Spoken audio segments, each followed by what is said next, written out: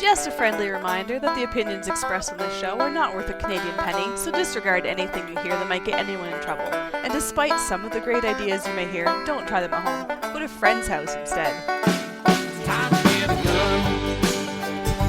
That's what I've been thinking. Well, I could afford one. And if I did just a little less drinking, time to put something between me and the sun. When the talking is over, it's time to get a gun. Hello and welcome to Slamfire Radio, episode 667, recording live August 26th. I'm one of your hosts, Dustin. I'm Cowtown Tony. I'm Adriel. And I'm Kyle. The beardless one. Yeah. The beardless one. Oh, it's growing pretty fast, though. Okay, Yeah. the speed of sound in Edmonton is 1120 to 1126 FPS under summer conditions. In the winter, it's around 1087. it slows right down because there's less moisture in the air. So If it's really cold, minus 20, it drops below 1050 FPS. I believe that. But do you compensate for the powder charge because your hunting load is going to be in a colder condition, but the powder doesn't burn as efficiently in the winter times? I usually clock my rounds in the cold. Just shoot it in the cold and then find out what your velocity is. Oh, that actually good gun anecdote for what we did in guns. I have an onset story. I gotta add that to the list. Talk amongst yourselves. We should probably say hey, well, let's do what we did in guns. We'll start with you, Kyle. Yeah, beard what list. did you do in guns, Yeah. Kyle? You guys are still talking. We hadn't gotten to what we did in guns yet. Not last weekend, weekend before, we had a local match in Carlsbad. I was able to shoot that. It was pretty good. We had 26 people show up for it. First stage, I kind of mailed it in and just kind of stayed sitting on the lazy boy. Didn't really start moving.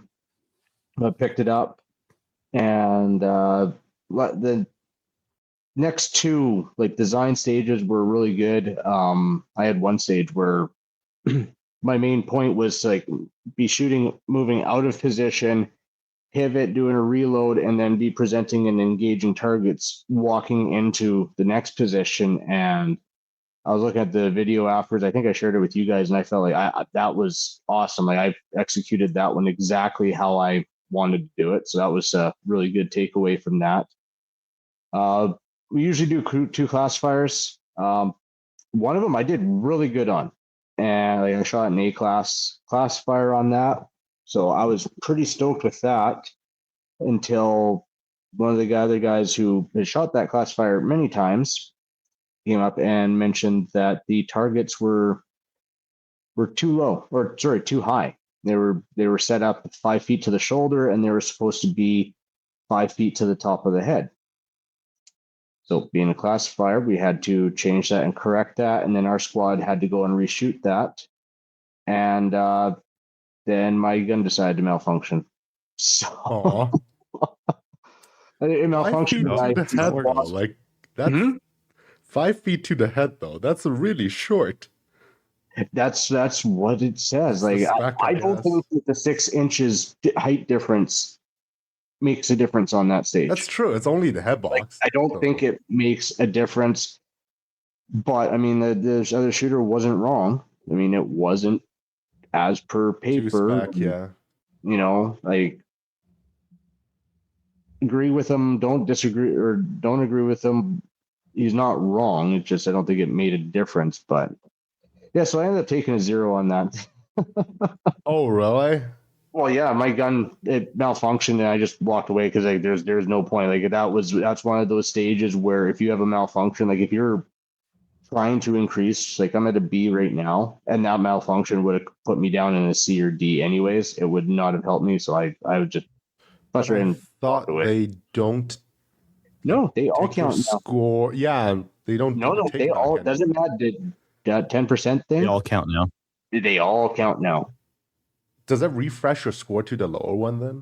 No, you don't drop. It's just your percentage that drops. So you don't even drop a classification. It's just your percentage that drops. That's Like, weird. Okay. I really dislike it because they made it harder to level up, where I think the problem is sandbagging, which is the opposite concern. Right. Like, Well, yeah. Now people can like, just willy-nilly what's drop so a wrong? class. Okay, a person classes up because they had some really awesome classifiers in that, but then they're not going to win that division. Who cares? Person wanted to class up, they classed up. Like, it's not like you have a grandmaster that's sitting in that's hiding in A class so that they win A class every time.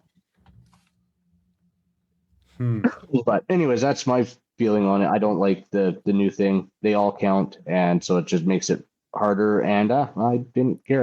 The zeros count? I don't know. We'll see. Oh, you should keep your like a number 2 pencil on you, and then if your gun goes down, just get up there and. Just...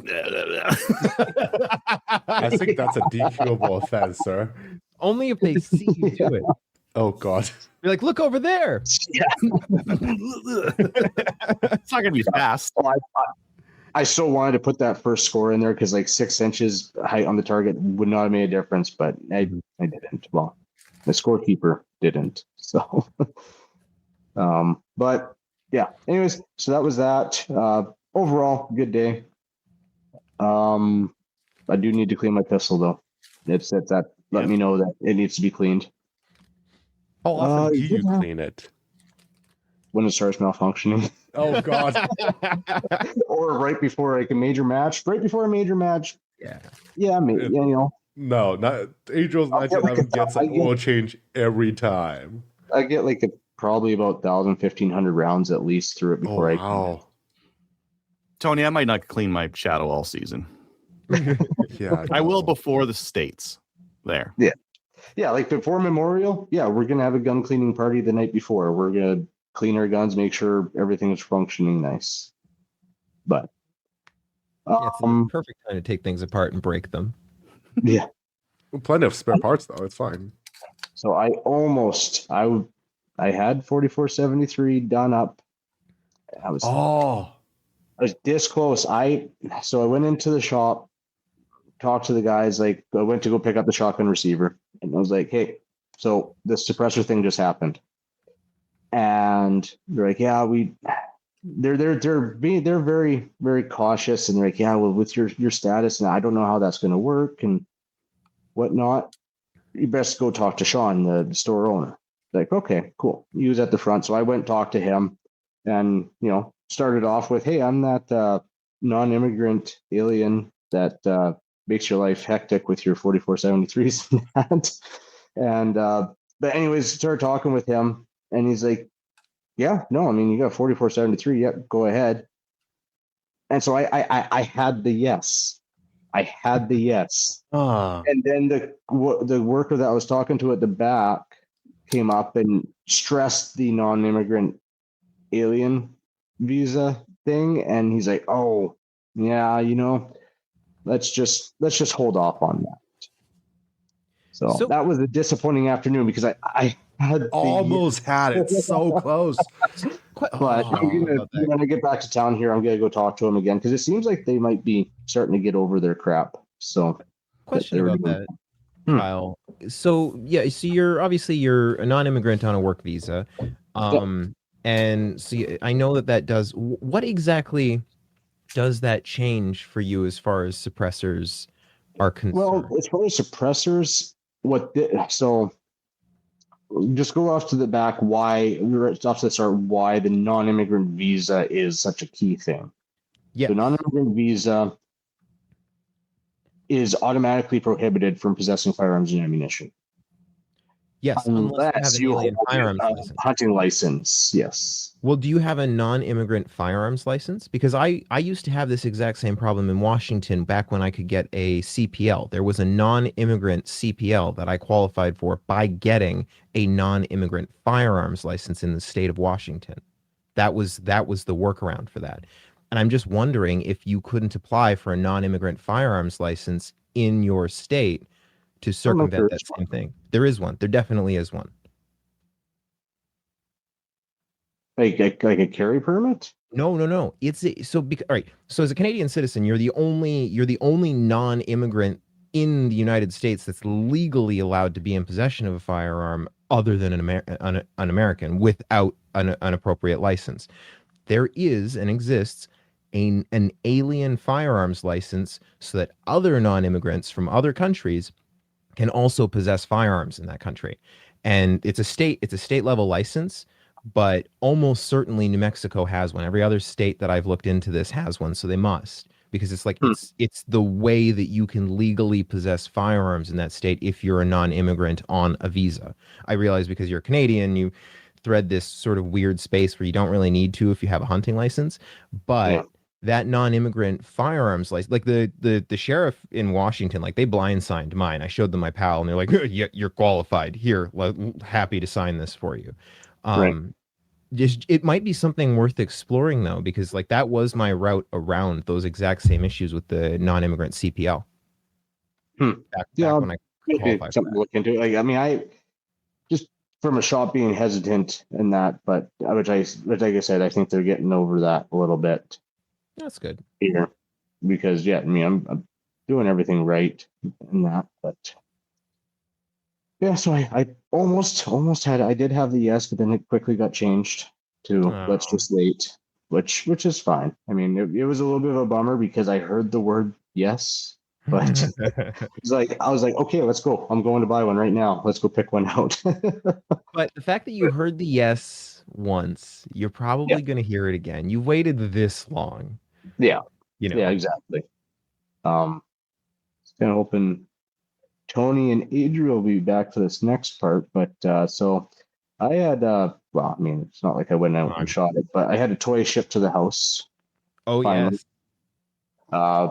One of the back in March, the guys had built a few AKs there, and one stayed behind to get some additional work done to it in the form of an FRT, and that finally arrived. Have you played with it yet? No, I haven't made it out to the range. I did go buy ammo though. Good. Yeah, I got some 7.62 to play around with it. Excellent. It's the troop 3 position.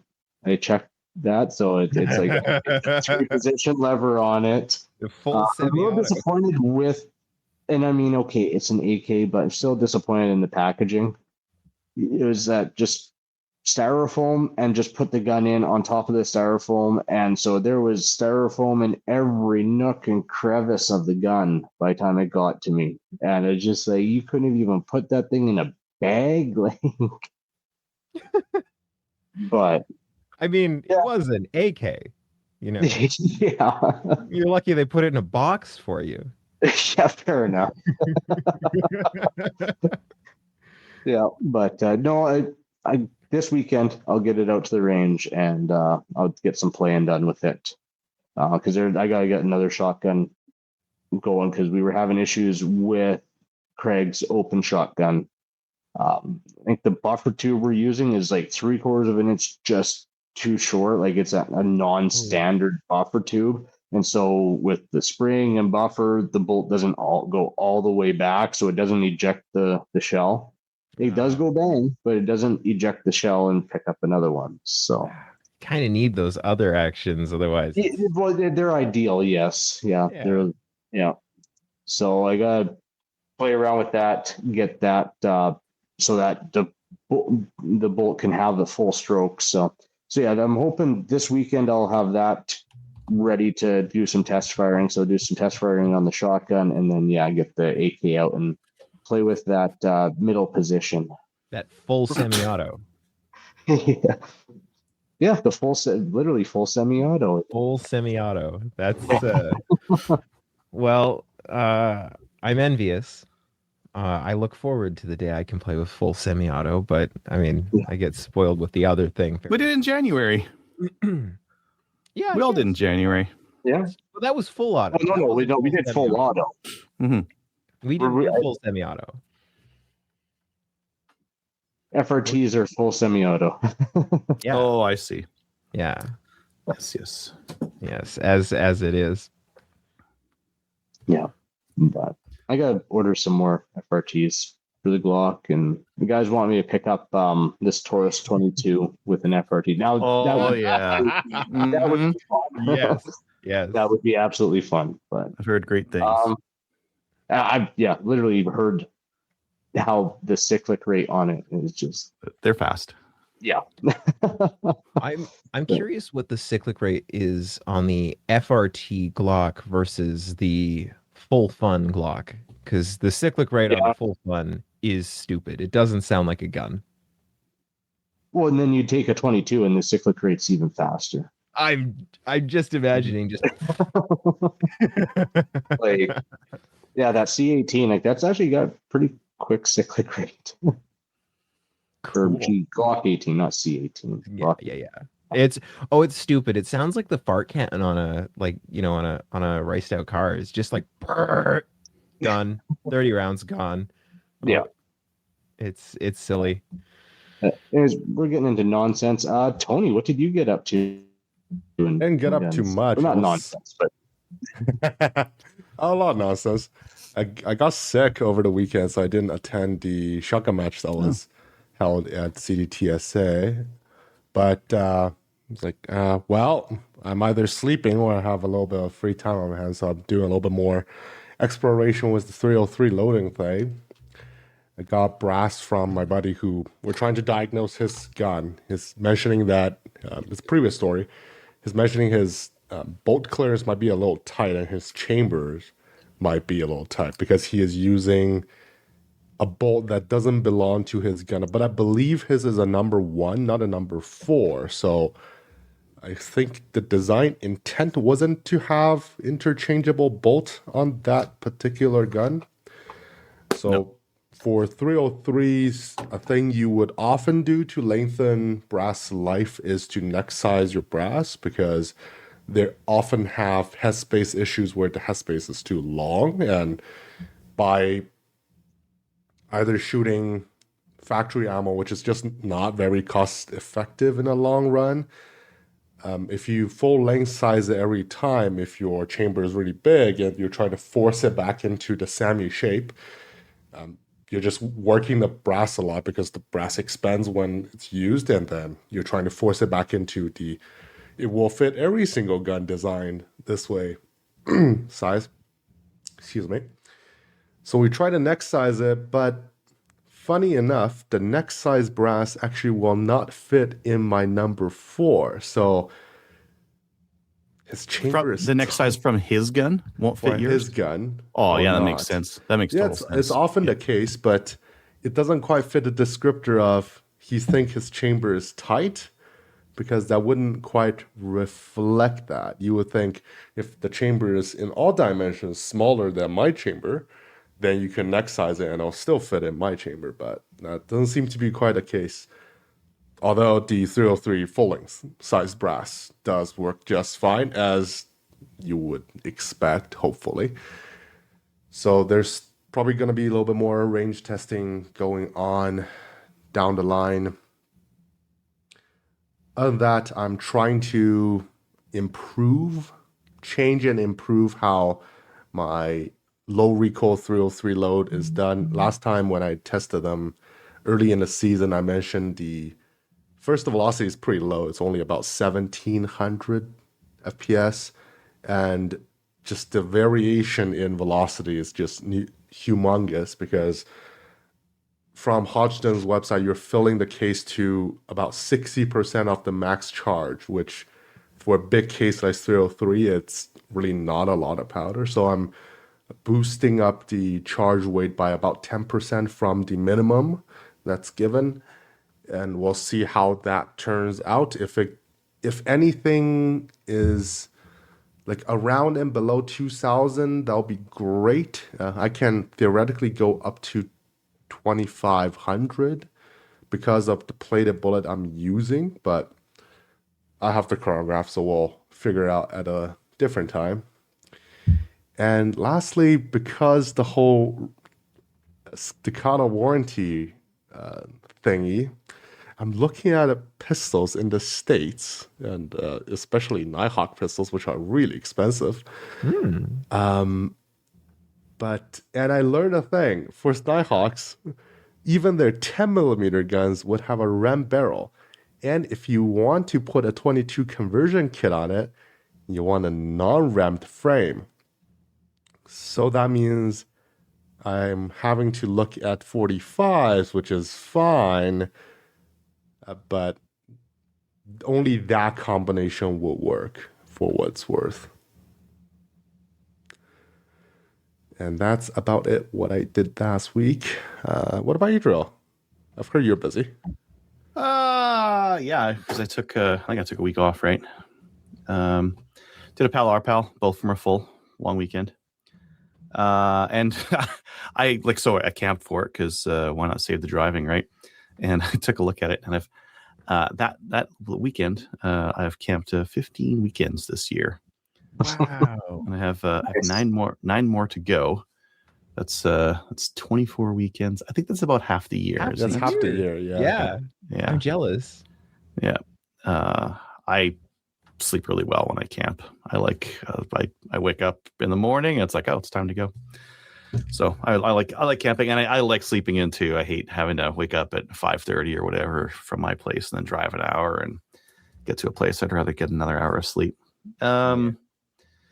I did a proof of proficiency for an ATC for a guy, and I'd done one before for someone, but it was so long ago that I was like hard to remember what was involved with it. What is the requirement as the prover? Like, what are my qualifications? You can be a range executive, or a specified instructor, or a qualified RO. There's a couple of things in there. That's it.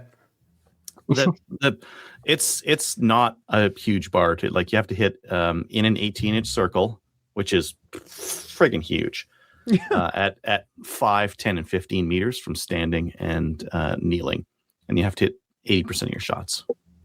Wow. 20 seconds, 6-shot string. So there is some 6-shot strings in 20 6 seconds? shots though. That's not a lot. The guy I was watching is a 3-gunner, and you got most of them done in 5 seconds. Just go, done.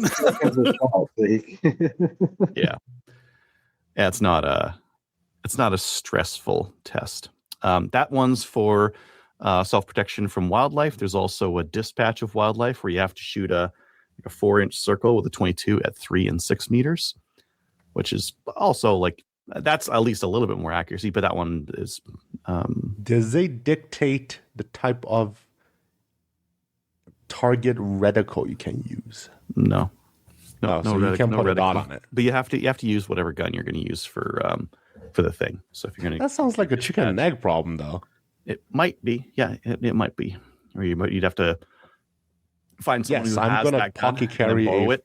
a 4 1/4-inch 2011 every day. No, you get someone who has that gun and borrow it from them for that class, and then because like in the before times this wasn't an issue. You go buy it, Buy the gun. yeah, and then you get practiced with it, and you go do the test, and you're done, right? But these days it's now it is a problem. So now, yeah, it would be something where you'd want to find someone who maybe has access to some of those guns that you might want to. We and gotta then, ask Ian and ask Serbu, can you pass that test with a buttmaster? Let me think about that. You'd have to be fast. Yeah, shots. probably not. Yeah, there's no sights on it too, so that'd be hard. Put a red dot on it. It's a red dot What's the buttmaster. distance? For which one? 5, 10, 15 meter 15? though. 15 Yeah. meter. Oh, But it's an fine, 18-inch circle. You'd never shoot 18. 18 is like, it's huge, man. Absolutely huge. That's massive. Yeah. That's a 1.5 feet diameter. That's huge. Yeah, it's huge. I guess, like, that's kind of the bear running at you or whatever. So it's get in there. They didn't say you have to do it one-handed, eh? No, one-handed. Two-handed is what I would do. Let's see. I did a maple seed. It was also full. Yeah, good maple seed. I brought my Norinco NS522, which is kind of my gamer 22 rifle, and I shot an MQT with it, and it was going good. So we started on stage 4, the bottom stage. I cleared it 100 out of 100 on that stage, on the last stage. Wow. My stage 3, I shanked 1 shot. My stage 2 was mostly good, and then stage 1, I'm doing really good, and then trigger's not doing anything. Bolt go up, bolt goes down, and I see the striker moving forward with the bolt. I'm like, oh, that's not good. Why did you decide to trust your life to the Chinese? Well, okay, so I have a hair clip in it. The triggers. I pulled out. I have a dollar store hair clip in there. So I'm like, the hair clip must have gone because it's got a pound trigger in there. That's probably why it's not resetting this year. I took it home, and that wasn't the issue. Every screw in the trigger group was loose. The side plate, the top one that holds it like up where it needs to be to catch on the sear, that was probably the one that screwed me over. I'm trying to find in my brain if I ever heard about the term Loctite in China. I probably should have used some Loctite. I just torqued them all down and called it good rather than Loctiting them. I think I probably had it loose because I was testing it, and I took it to the range to test it, and I just never retorqued them. And I bedded the action to the stock, so I didn't really want to take the action off ever, and that's probably why those things got loose, because lack of maintenance. Lack of maintenance. I never take the barrel off the stock, and finally I did, and it's like, a bunch of loose screws. So fixed all those up, but it's too bad because it was going to be north of 240 for my score on that one. Oh, yeah. Would that be your best score? What's your best score so far? I got a 245 and a 244. Wow. And I to be honest, I shanked one on stage 3 that would have kept me away from like the 245 plus, because like when you're going for that, you know if you screw up one, it's like that's it. Yeah, not going to hit a high score. Otherwise it was great with the guys there. Really good core of instructors. It makes it very easy to run those things.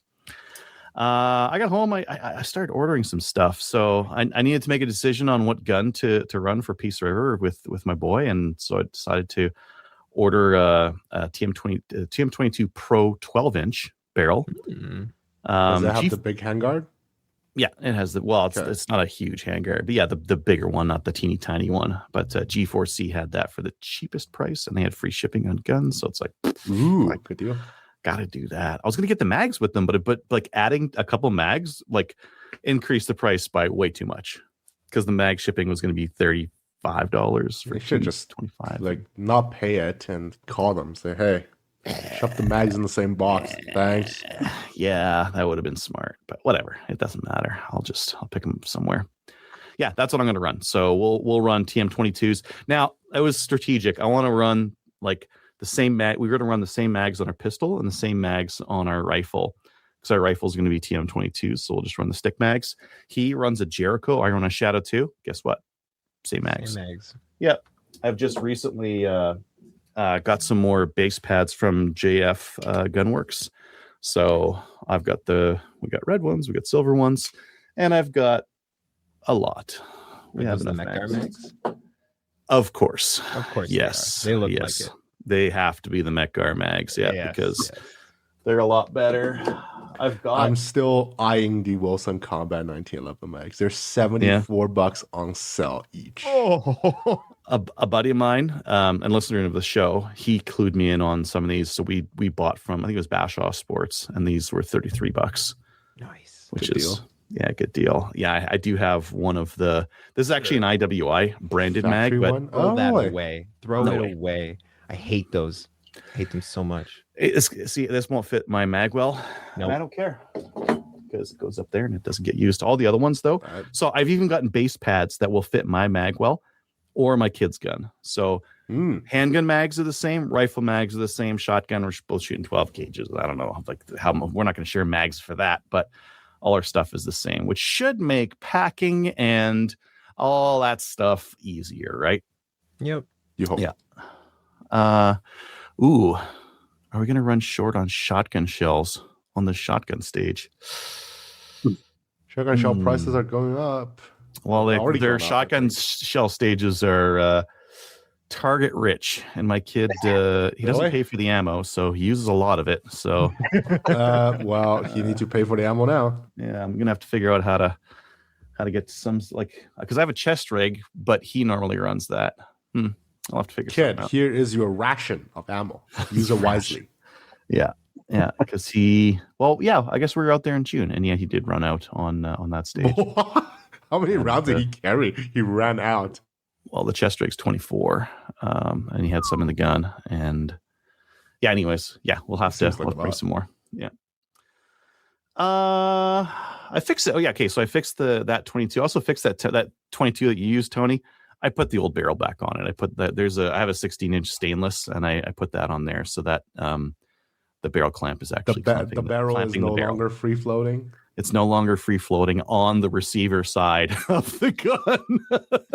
It's very free that's not you think that's not good for accuracy, but you seem to do just fine with it. You made hits at long range with it. Long range first round hits. You wouldn't know that you can just like rattle the barrel around on that thing. Doesn't matter. I've been shooting some ISSF Rapids, which is the style for the Olympics. And I've been doing it with my Norinco Olympian, as it were, because it's an Olympic pistol, right? And I put the weight on it because it's made to. That looks supremely uncomfortable. No, it's one-handed, right? Yeah. Well, yeah. Well, at least your finger clear. I feel like there's not a lot of gap there.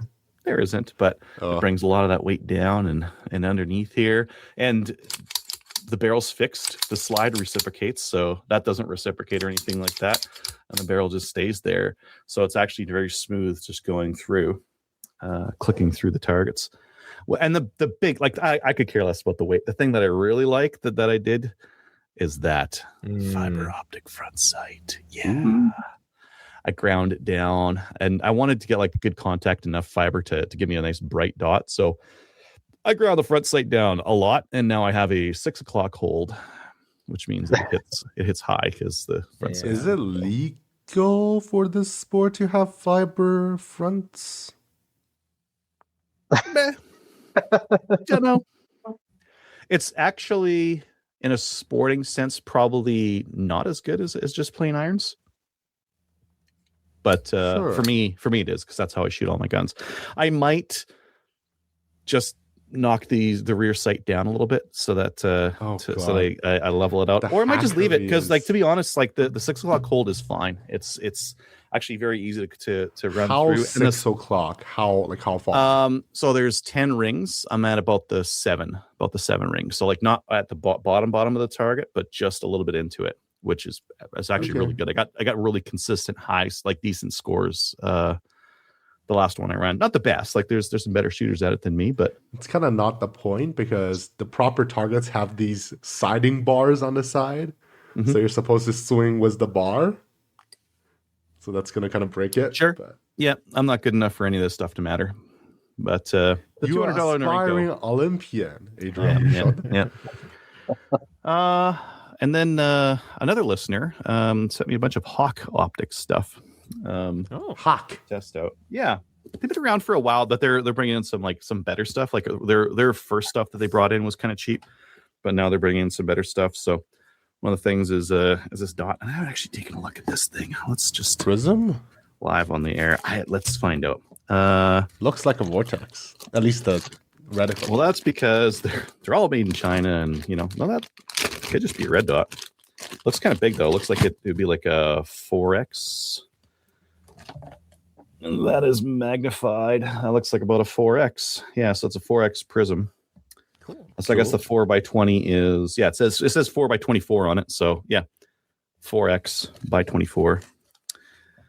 Neat. With a little bit of a swing back. That's good for your eye relief. Ooh, that is quite wow. Yeah, so one of the things I look for in a prism is how much black do you have on the edge, or is it just like a really good prism or a really good scope?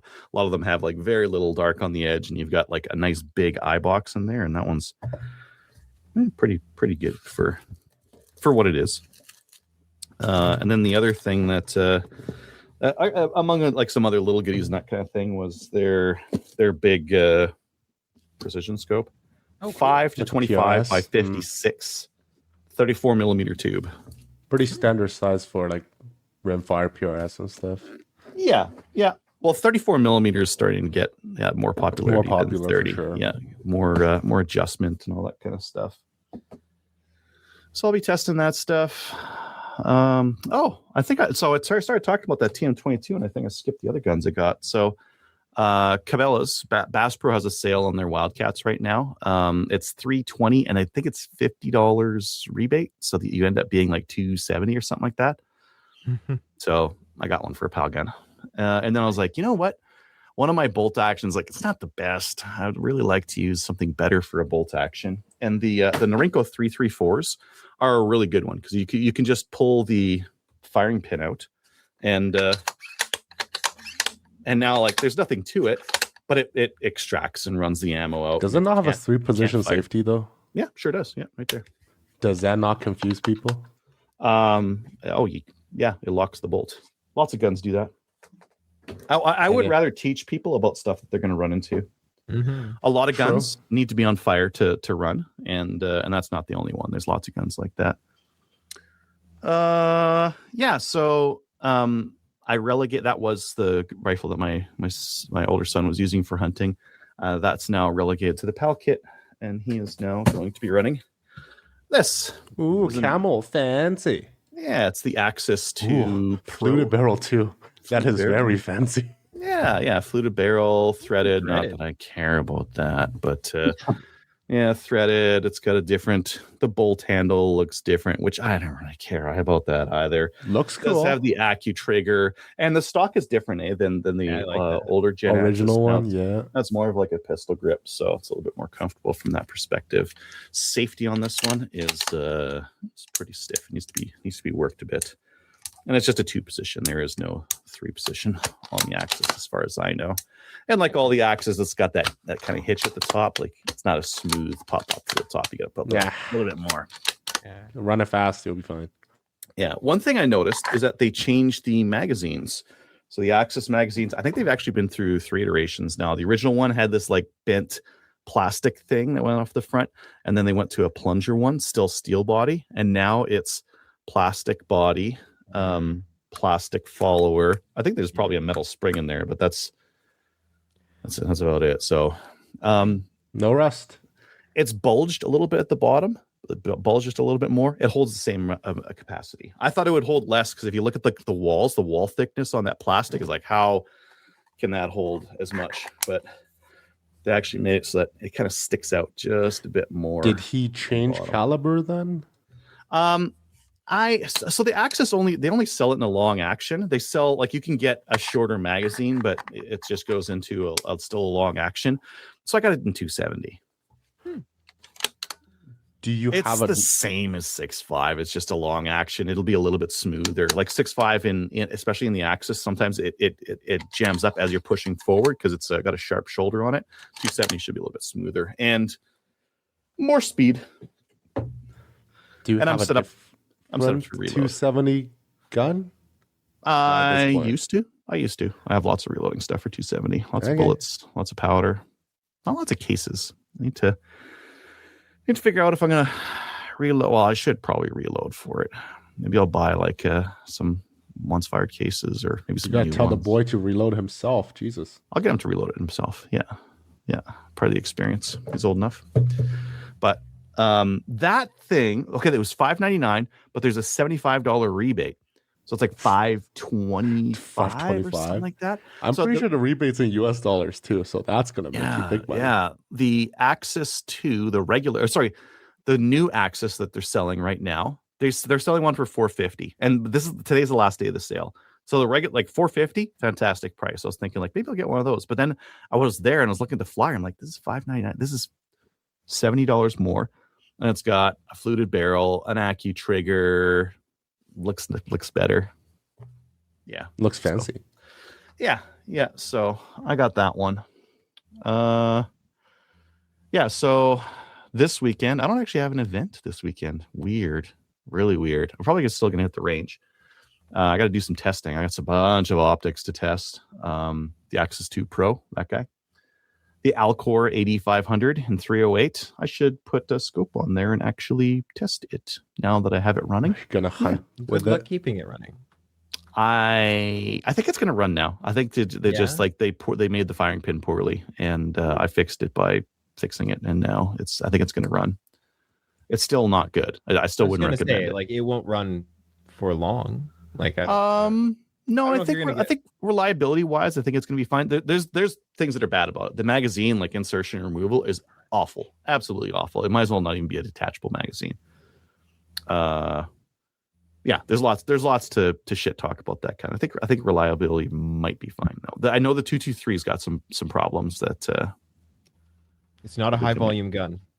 Correct. Yeah, I would not be competing with it. I would. No. I would use it I as a think hunting it's just a rifle. non-starter. How are you going to remove the magazine? It takes 2 hands. Sure, but if you're hunting, that doesn't matter. You just Right, put I'm the just magazine saying, in, like, load it up, dude, and go. Who is going to shoot heavy metal with this? Yeah, I wouldn't use it for competition. Not a chance. No, we'll talk about some other cope guns later that we could use for that kind of thing. Yeah. But Save that for. yeah. What else might I was just looking around in the gun room. What else do I need to test here? That Crawl KR22. I want to do some more rigorous testing on it, so I'm gonna run a bunch of ammo through it. It's got a history of light strikes and a reputation of light strikes. So I want to see if mine will do that. CZ 452 Scout, which is a teeny tiny little 22, and then maybe the trombone, that pump action 22. Maybe I'll get it out. It's kind of fun. I cleaned it up real nice. It's all nice and slick, ready to go. I love pump action 22. It's one of the few things I still need in my collection. Yeah. Oh, and I was doing this before the show, but I got an engraver. I was engraving some ammo, some dummy ammo, and now I think I might engrave some more stuff, like some magazine base pads and All the things. put my initials in the stock of the gun and Put your a driver penny in license there. number on it. No, glue a penny in there or something, or a loony into the stock. I'm not doing any of this, just in case anyone's wondering. I forgot where we're at. Who's next here? That's me. All right. Yes. Yeah, I did gun things. I mean, honestly, right now it's not shocking. My life is all guns all the time. I'm very tired. I bought more ammo. I'm really missing my reloading bench a lot. Not that it's gone anywhere. I just don't have time to sit there and plug away at producing ammunition. I'm spending a lot of money buying it. But that's okay. It also means I'm shooting, which is a thing that I need. I've been doing a whole bunch of dry fire practice. I had my handgun course with Silvercore come up this weekend finally on Saturday. So like before that, it was a lot of dry fire practice, lots of work with my holster, lots of just being very cognizant about how I'm drawing, just getting those kind of muscle memory built in, both to drawing and then more importantly to reholstering, because that's usually where people have accidents. So just being very conscientious about slowing down when things are going back into the holster. So lots and lots of that, and lots of that post my course. But yeah, I shot my handgun course. I had so much fun.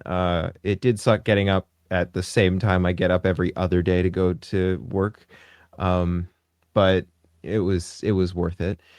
I learned a whole bunch of things, brought home some skills and things to practice. It was also funny though. The instructor definitely left me feeling pretty comfortable about midway through the day with just with where I was. Like obviously I can fill a book with things I don't know, but I'm not a novice.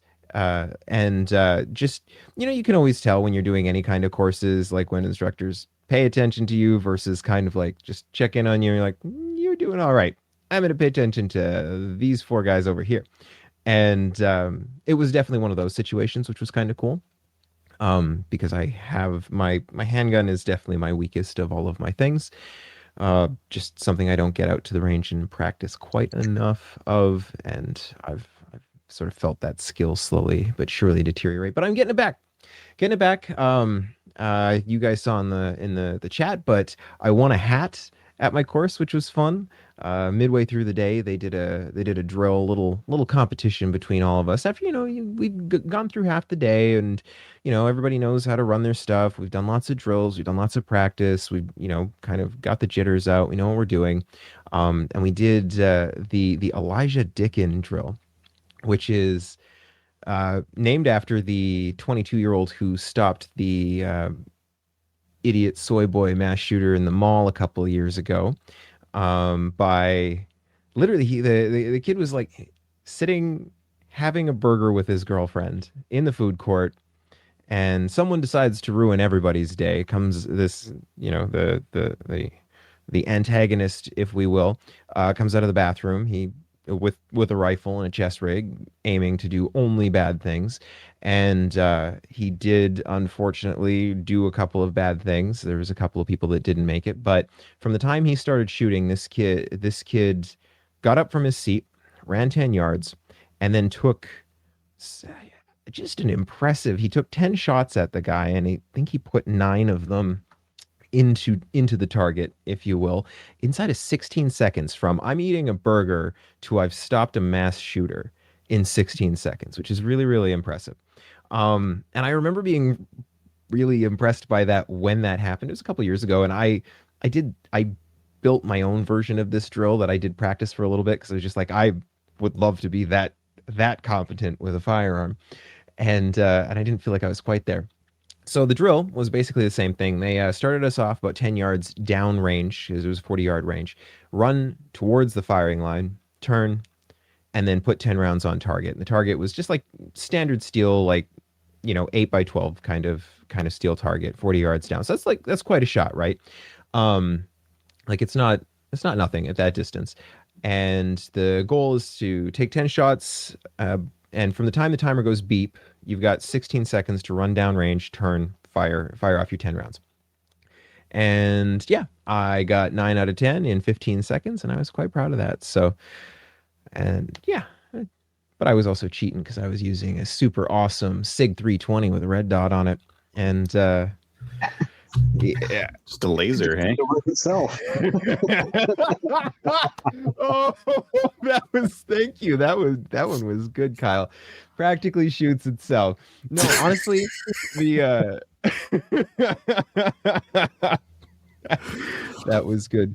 No, the instructor was also shooting a 320, and so all day he and I were going back and forth making little clips about our super awesome guns that were super awesome and very reliable and absolutely had no issues whatsoever, including but not limited to shooting on their own. No, it was a lot of fun. It was the thing that I found the most refreshing, though, was just like I know lots of people that have guns. Obviously, anybody in the department has a gun license. I know lots of people that kind of shoot for one reason or another. Maybe they hunt. Maybe they just have a gun or two. Going out and shooting with people that like are taking firearms courses because they want to be more proficient with this or with that, you tend to make friends and hang out with folks that are as interested in a thing as you. So that was really, really awesome. And yeah, I came back from that day feeling just about as as happy and like light as a good day at the range or the when I went skydiving the other week. So it was a good day. The other night I absolutely destroyed my fingers. One of our scenes, we've got a belt fed machine gun of some variety going off on set, or we did, and I was helping reload belt lengths by hand, and my fingers were hurty, but it's a fun skill. You can go faster than the machine after a little while. I cleaned my SIG. We were talking about gun cleaning. My SIG was not slide locking as frequently as I would have liked while I was at the course. I don't think it'd been a couple of range trips since I've cleaned it, so I probably put 3,000 or 4,000 rounds through it since I've cleaned it last. And yeah, it was starting to maybe not slide lock every time there was an empty magazine, and yeah, maybe things were feeling a little crunchier than they needed to be. So finally cleaned that, and it definitely needed it. But otherwise, like, even though it was dirty, the gun ran super reliable. It just didn't slide lock all the time, which was kind of good because like one of the things we were doing was a lot of, clearing malfunctions. There's lots of, all right, here, load up your buddy's mags, put some dummies in there, and, make sure to mix them up good, and, doing different drills while you're trying to clear different stoppages. So it ended up being kind of in my favor to get those tap rack movements kind of, that muscle memory built back in, because I don't necessarily do as much of that as maybe I should at the range. It's hard to like blindly load your own mags because you can tell the difference between a dummy round and a live round in your hands, even if you're not looking. You're like, okay, well, I can kind of guess where these are going to go. But yeah, so that was good. Didn't have an ND, not even one time with my 320, so that was great. And yes, my other onset gun story that I like hit the brakes on earlier.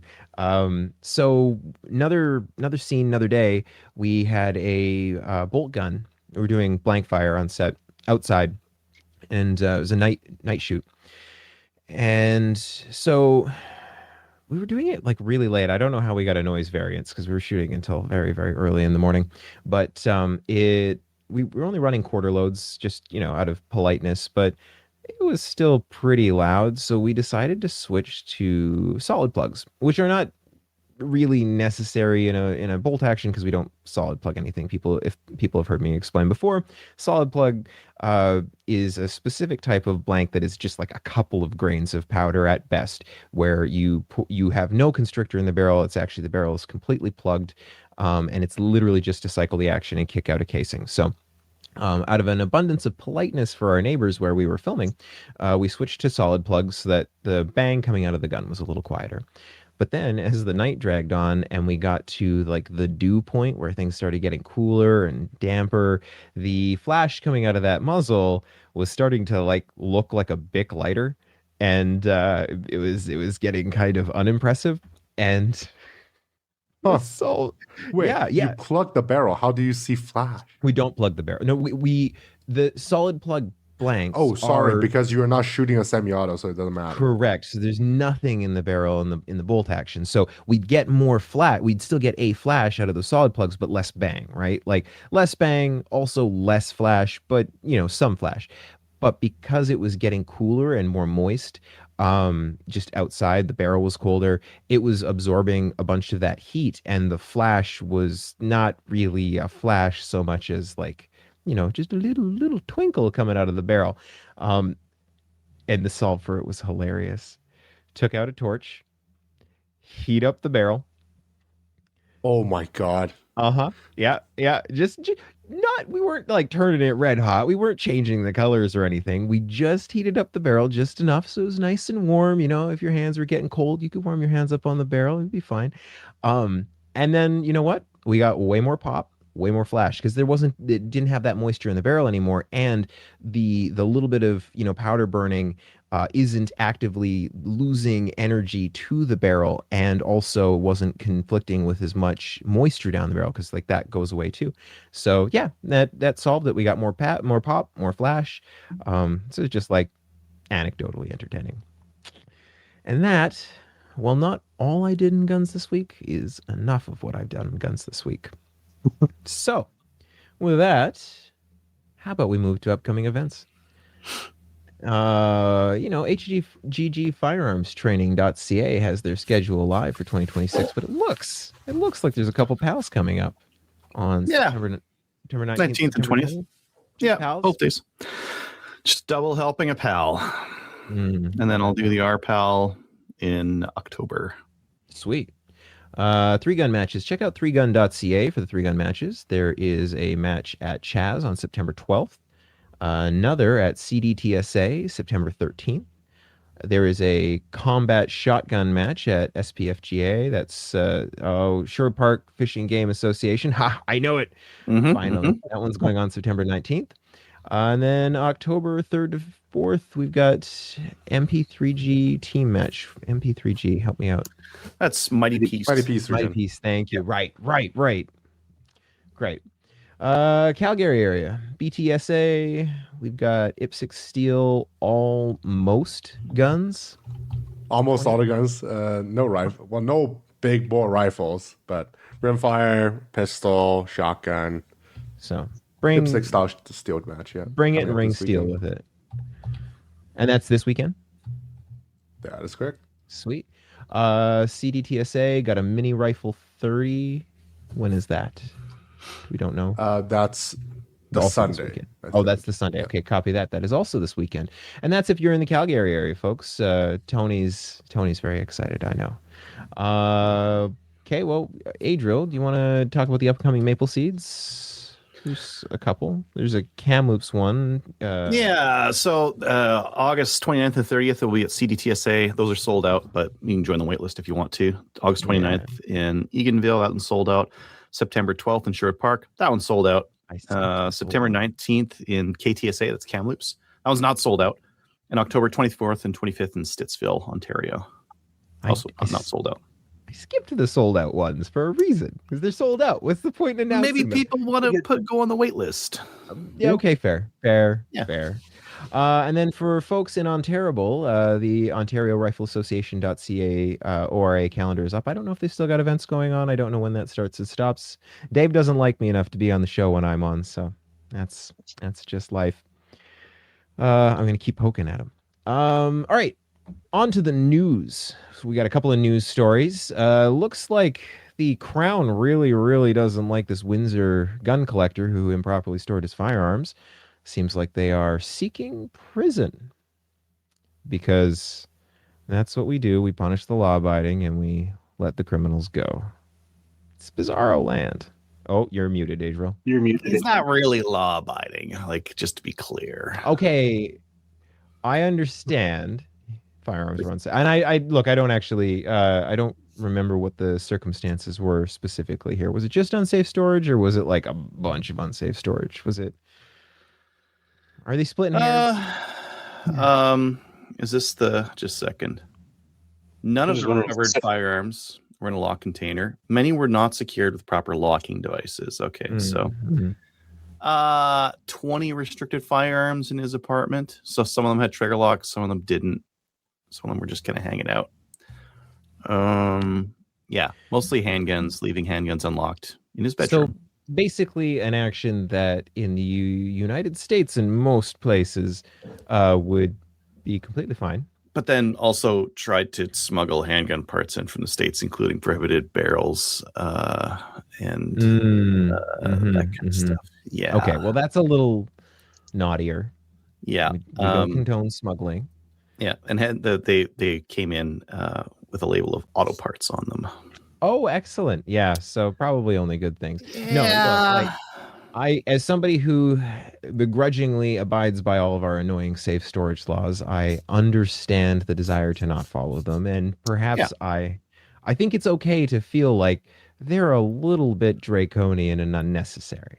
Well, this is a victimless crime. There's no victim here. Yes. Don't get me wrong. Yeah. If you leave a firearm out available and somebody that shouldn't have access to it accesses it and does something terrible with it, throw the book at you. I am fine with that. I just don't agree with beating people over the head for, like you said, a victimless crime. Yeah. Anyways, they're seeking. I purposefully put these two articles next to each other because in one they're seeking jail time. Yes, and the next one they're. Oh, I know. Not. Yeah. So. Also in Ontario, we've got an Ontario judge sentencing a handgun trafficker to house arrest because, trafficking handguns into the illegal market where they're almost exclusively going to be used to harm and otherwise disrupt our polite society. That guy needs a break. This is what I mean. This is the frustrating, juxtaposition. You got a license, you go through the steps to follow the law and, you make a mistake, jail. You're a criminal and you supply the black market with, the means to do harm to innocent folk, house arrest. Yeah. That annoys me. It was his first time. It was the other guy's first time too. Yeah. But you know what? You can be your first time smuggling handguns to criminals. You know what's going to happen with them.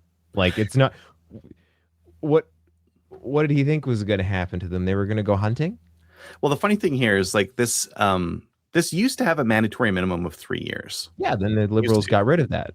They got part of it was Liberals, part of it was Liberal appointed judges. Yes. Yeah. Yes, fair. Yeah. Mm-hmm. But they did reduce the sentences for firearm smuggling as well. And that's correct.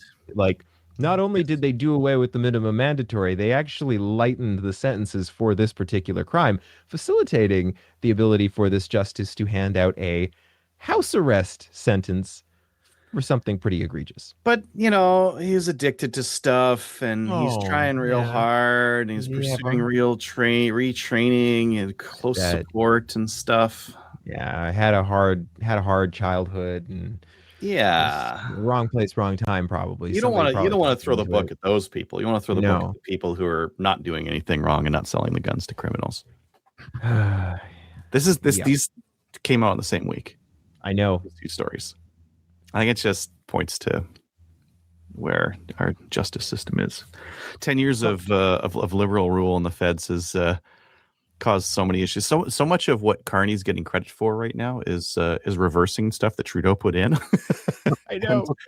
Even their crime bills are like, maybe don't give everyone bail. Maybe don't release the violent criminals who are kidnapping people and stealing cars and doing all this other kind of stuff. It's okay. I have it on good authority that the changes that they made were pretty minute and don't seem to be affecting the crime rates all that very much, unfortunately. Yeah. So, Yeah. But elbows up, folks. All right. What's news to me since I am a Westerner? What's this next one? Via Rail. Via Rail. Who put this one in? Tony, you got this one? Traveling with a handgun on the train? So No can do. it's funny because my buddy went to the country's capital, so he's booking a ticket to go from Ottawa to Toronto via train. I was like, oh, okay. Well, they're always throwing the idea, oh, we're gonna build a train between Edmonton and Calgary. Public transit is excellent. I'm not against public transit. I came from a very big city. It's often convenient enough to take the train. I just didn't know they have stricter rules than airlines. Like, you cannot shoot an IPSC match with your pistol and going to places on the train. Because I'm a Westerner, I don't know how Ontario operated, but you could have non-restricted firearm checked in. You cannot have restricted firearm checked in. Really? Why? Interesting. So Who knows? You just could. So you cannot. So like, if I'm in the Toronto area and I want to shoot an IPSC match in the Ottawa area, and I have a buddy who's going to pick me up, I can't just take my pistol case and drop it off at a carousel saying, "Here's the firearm. Please check it for me." You could do that on a plane. You couldn't do that with Via Rail. It's crazy. I wonder if it's because there's like you've got more because like the train's cargo, like you can access that from the train. Maybe, perhaps? Question? I don't know. Probably because you that's can. my- And that what's the would be my difference guess. between it? I thought they want to ban assault style weapons, No, which we are already got rid of rifles. those. You're not allowed to have those, so it's fine. You can hunting rifles, just hunting rifles. Tony. I think, So- well, like Tony, does Via Rail have any? Do they have a security? Do you have to go through security to get on the train? I thought so. I don't know. It's a genuine question because it's just like, if you have handguns, you can't travel unless you put them in your pants, and then you can. Like, is that what this the small is? of your back, and you're good.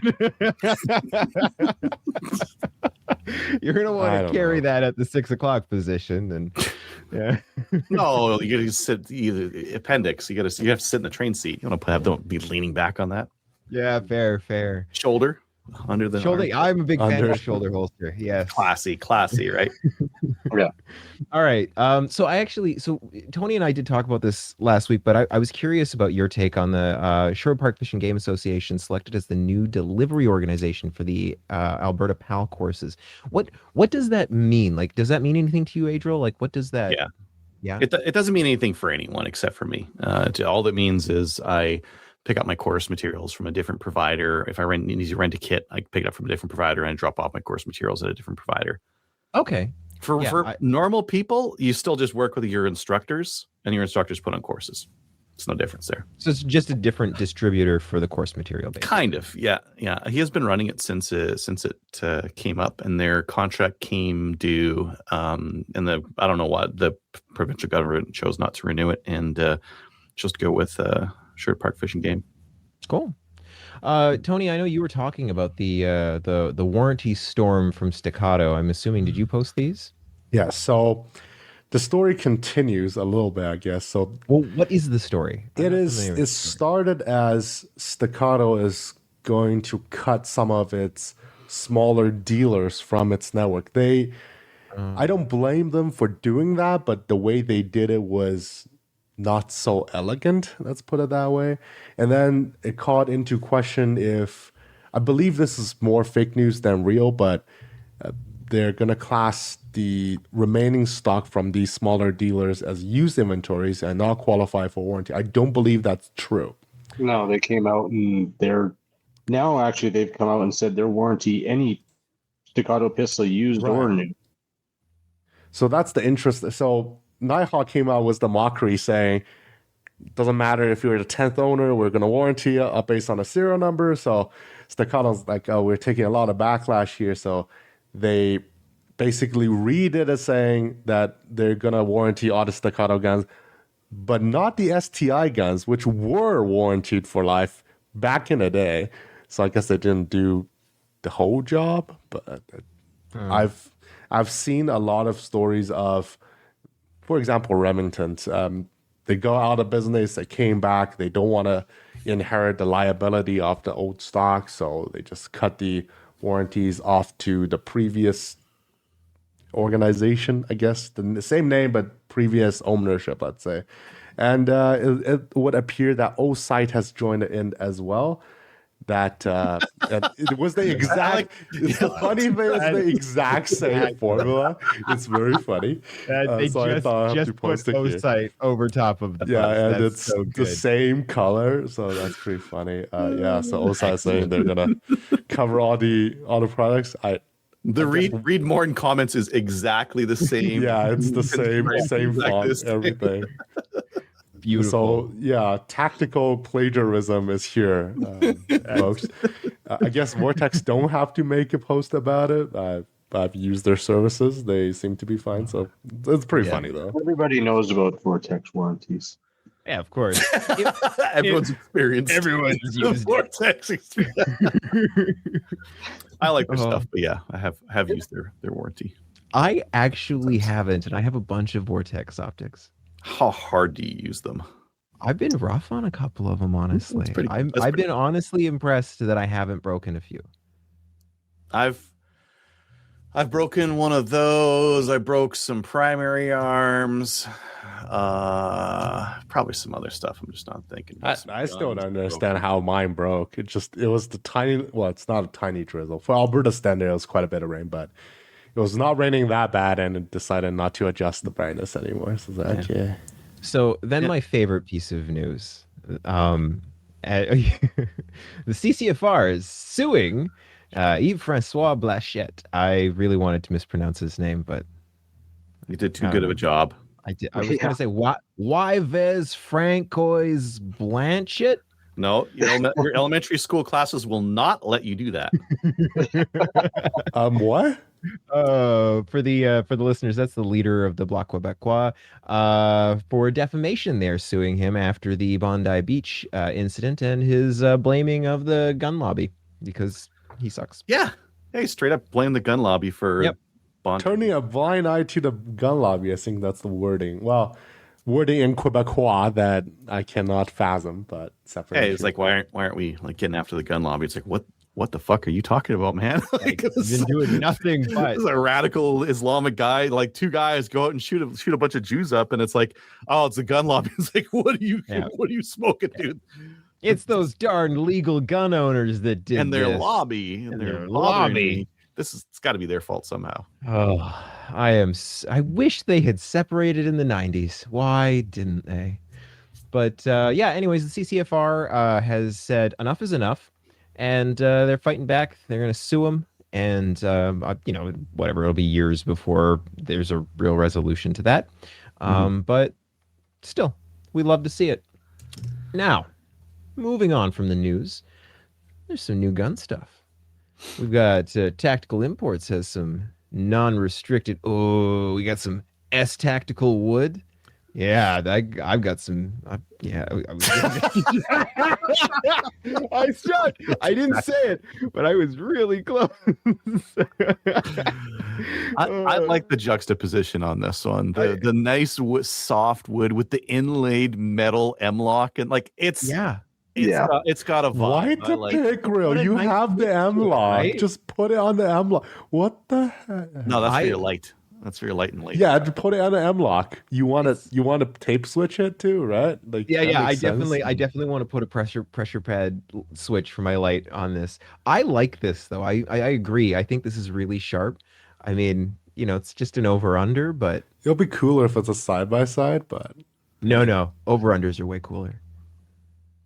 Well, it'd be more like Elmer Fudd if it was a side by side. Yeah, yeah. Yeah, I want that though. it's got a vibe. This has got a Right. vibe definitely. I You want dig it. you want And side it's by side, 600 Tony? bucks. Like Why? I'll talk to you after. it's $600. That's great. Tony's gonna start collecting shotguns. Tony, you should buy this one too. It'd be good. I know. Good I'm for you. saving my money to buy a Nighthawk. I'm not spending money on this. Like, All right. we're gonna have any money after this. So Bass Pro's got a Savage Axis. Okay, I just showed this to you guys. This is the one. Yeah. I'm taking the scope and I'm Come with a I'm scope putting- too. That scope's going on the. It's some off brand too. What is this? Viridian.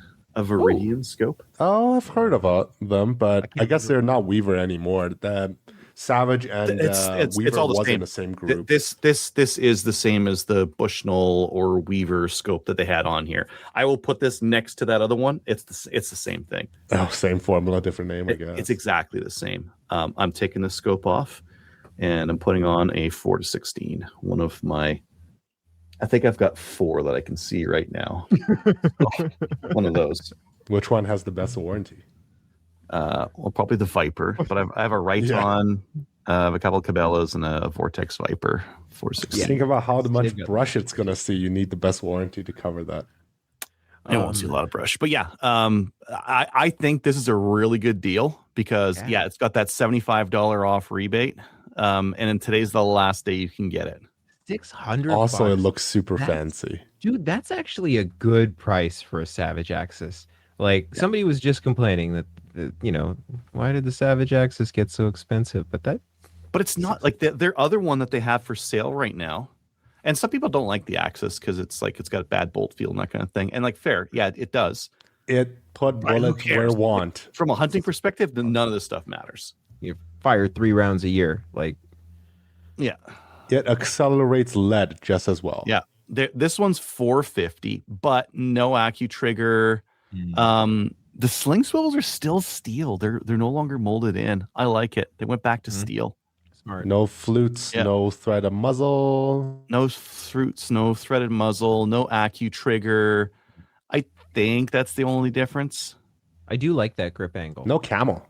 Yeah, no camo. That makes It a big doesn't difference. matter. It doesn't matter. No, Yeah. it doesn't. Now, to non-gun people, it makes a huge difference. My Yeah. mom, in particular, really preferred the Impulse because it looks camel and Camo. not black.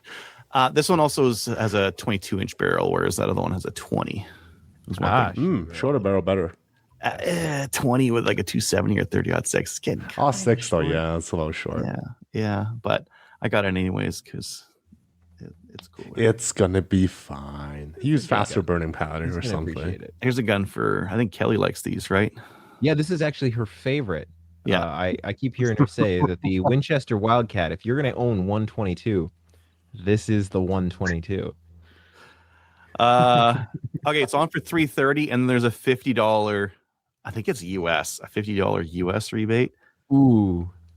So it's like- I want to see offer void, blah blah blah. They said at Cabela's it was US.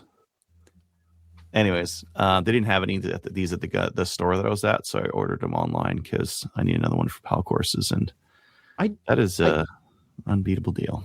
Yeah, that's so cheap. I don't think it's a $450 gun, but a $320 gun with a $50 US rebate.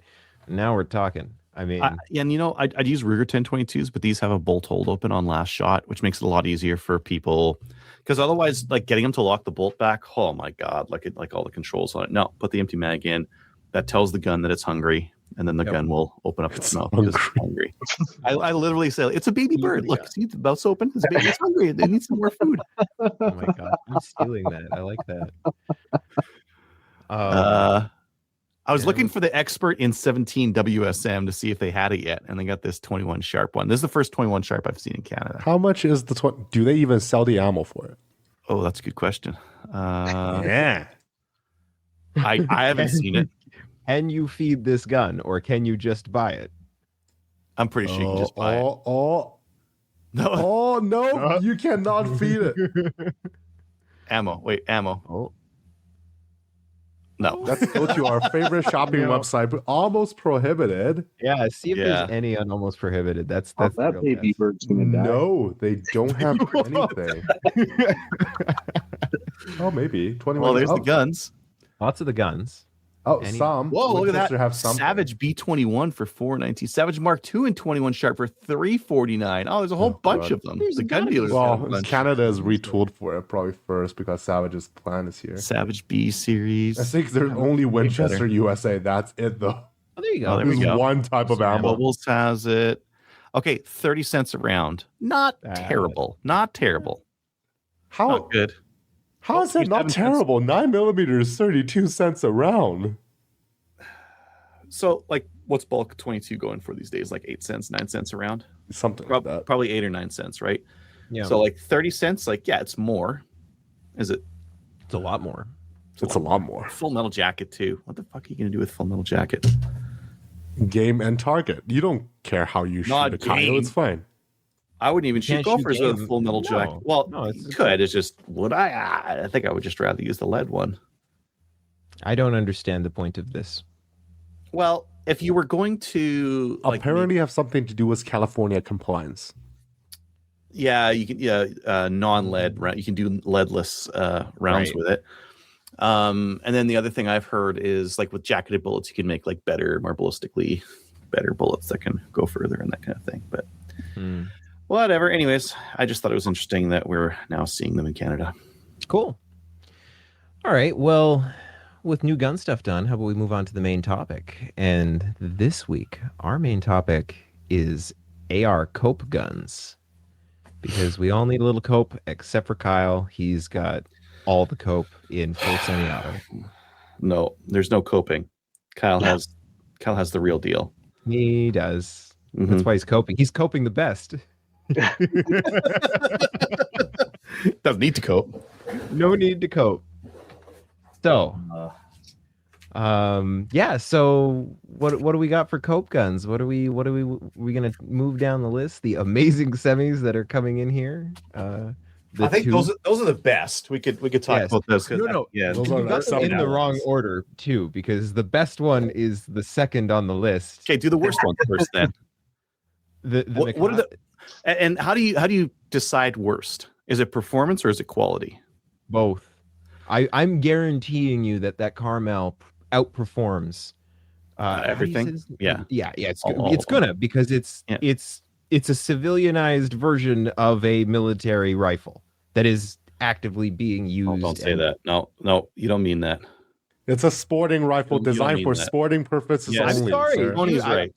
Tony's right. You're wrong. Yes, it is a sporting rifle for sporting Yeah. purposes. All of those same sporting It's- purposes.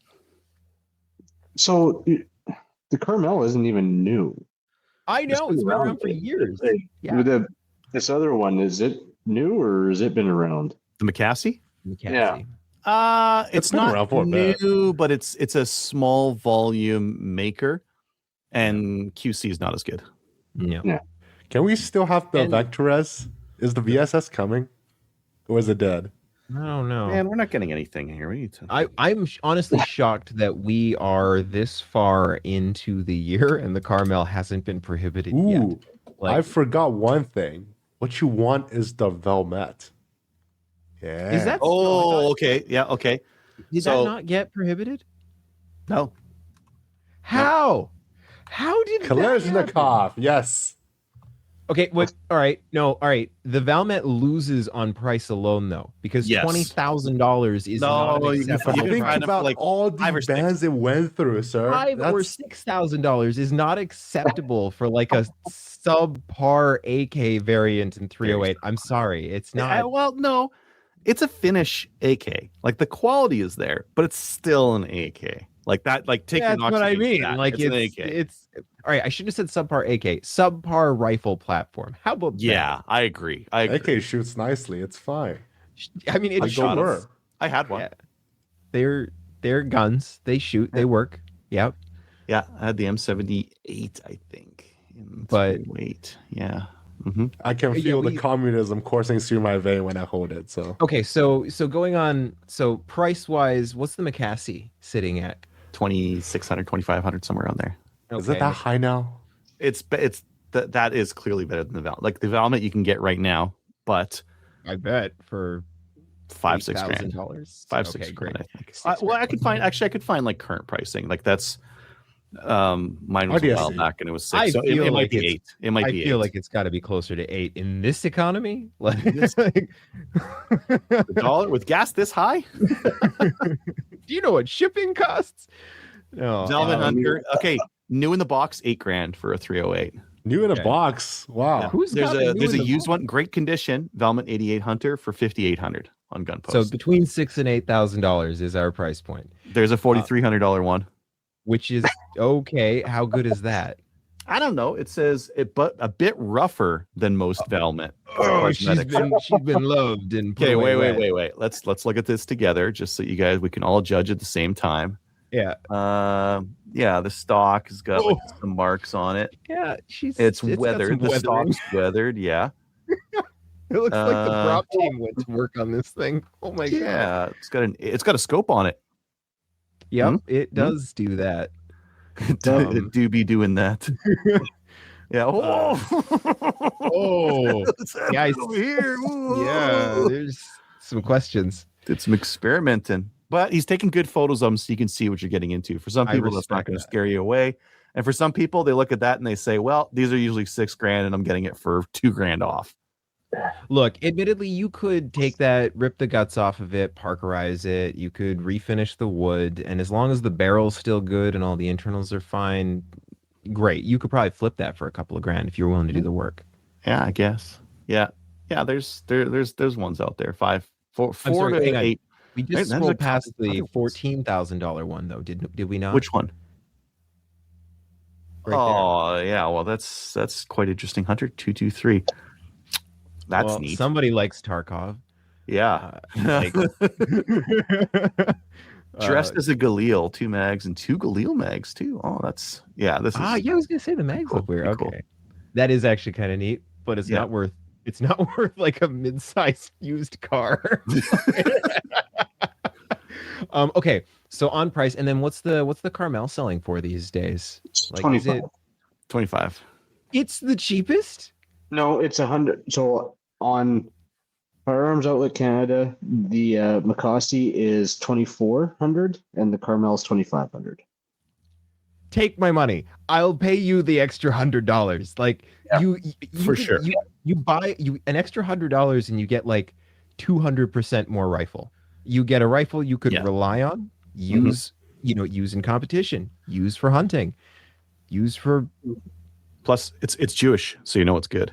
yeah. It's meant to. I got to use their guns. Yeah, it's interesting. They don't seem to have the same QC. Like they kind of want their guns to work, right? So, all right. So on the price, we agree. Carmel's On best. everything. On everything. The best semi cope gun is the Carmel. Okay, so we're all coping with Carmel. Straight up. Excellent. Okay, Nothing what about else is even worth looking at. no? But yet we've got a list. Why do we- Except you might put the money into it and it might get banned. Yeah, but that is true for everything on the list. You can put your No, money I don't in- think it's true for everything on the list. It's more Really? true for some of the ones on the list. Look, I'm gonna be honest. They don't want any of these guns on this list. They don't like any of them. If you were to look honestly, if you were to take Heidi or take Natalie, you could put the blacked out super scary like outline of any of these guns, give it to them on a nice 2-foot poster. they'll want to ban them all. Yeah. And they would say, "Look at this! How can this still be legal? This must be banned right now. I am not a pop can." Like, Yeah. like every one of these guns, every single one. So, all right. What about the Let's keep going. questionable? Let's keep going. Questionable Turk semis. Questionable Turkish or Canadian semis. We put these in the same category. Sure. Yes. They The belong. questionable NATO sounds. So how do we feel about the Chimera? Can you remind me? I don't know if I'm familiar with that one. It's better than the Alcor. Just say we should be putting up pictures of these as we talk. I- Well, I've got one of them. I don't Oh have my the God, he Chimera. actually hasn't? Oh. I have the Alcor AD 500. This is the 308 version. There's a 223 version. This one's the one that they're dressing up. Some people are Yeah. getting like stock kits and that kind of thing. Who do we see at SHOT Show that was making was, stock kits? Kodiak. Thank you. Kodiak. Yeah, I Kodiak actually was- liked that. Like I liked what they did to it. Yeah. I would still like to know how much mileage you get out of it before it starts pooping parts out. I don't think I'm not going to put the cost of 308 into this thing to find out. I'm going to fire probably like 100 rounds through it, and that's Lots. it. I can't afford to. That put might be 1,000 all the rounds in. stress testing I she do needs. have I do have a progressive 308 setup. All right, well, yeah, I've got. Ammo. Yeah, so for these, they do have 5-round mags, but they are a pain. They're not so bad putting them in, but like taking them out is like you really got to push that button in there. and It's get a it out. two-handed affair. Yeah. It does have a bolt hold open, and it does stay open when you remove the magazine. When you get it, it is. Well, look at how reliable that is. What a quality item. It's not like the usability is poor. The magazine's also like the bolt hold open. You see that little like tab there? Oh, the That- old school style. That binds sometimes when you're trying to put this magazine in, and it doesn't want to go in there. Am I selling you Grind guys it on off. this yet? Oh, you're really selling it, yeah. What I'm getting is that we are not coping well. No. At least it's got like a proper rail on there. Like I like the rail. I don't mind the side charge. I wish I had a left side charge, but I don't mind the side charge on it. The factory irons that it comes with are nothing I would use. They are. Oh, really? They are on the gun. No, I can't even. I can hardly get my face down. Now I like a high comb. I can't get my face down enough to see through these sights. And Wow. Tony, you know how high a comb I like on my rifles. That's true. I have to painfully press my face into the gun in order to get a sight picture on these irons. I think they were made incorrectly. So reliability low, functionality wait. low. What's trigger pull on it? Oh yeah. 7 pounds. No. It pulls. 6.5, I'm guessing. Okay, we're 3, 4, 5, 6, Oh no. 7. 7 Tony pounds. nailed it. Yeah, I think I pulled it once upon a time, so I don't remember it being hot garbage. 7's pretty bad. Yeah. It's serviceable. It's not 12. It's a mil. Like if you were to get an AR-15, like a mil spec trigger, it might be 7 pounds, right? And I mean, it's no, that's got some creep in it. Don't like that. No. what's But the- price wise, it's good. That was what I was going to ask. Yeah, they're 1,000 or less. Yeah, this Okay. is technically a 3-digit gun, which is kind of crazy. Yeah. Especially for Okay. 308. Yeah.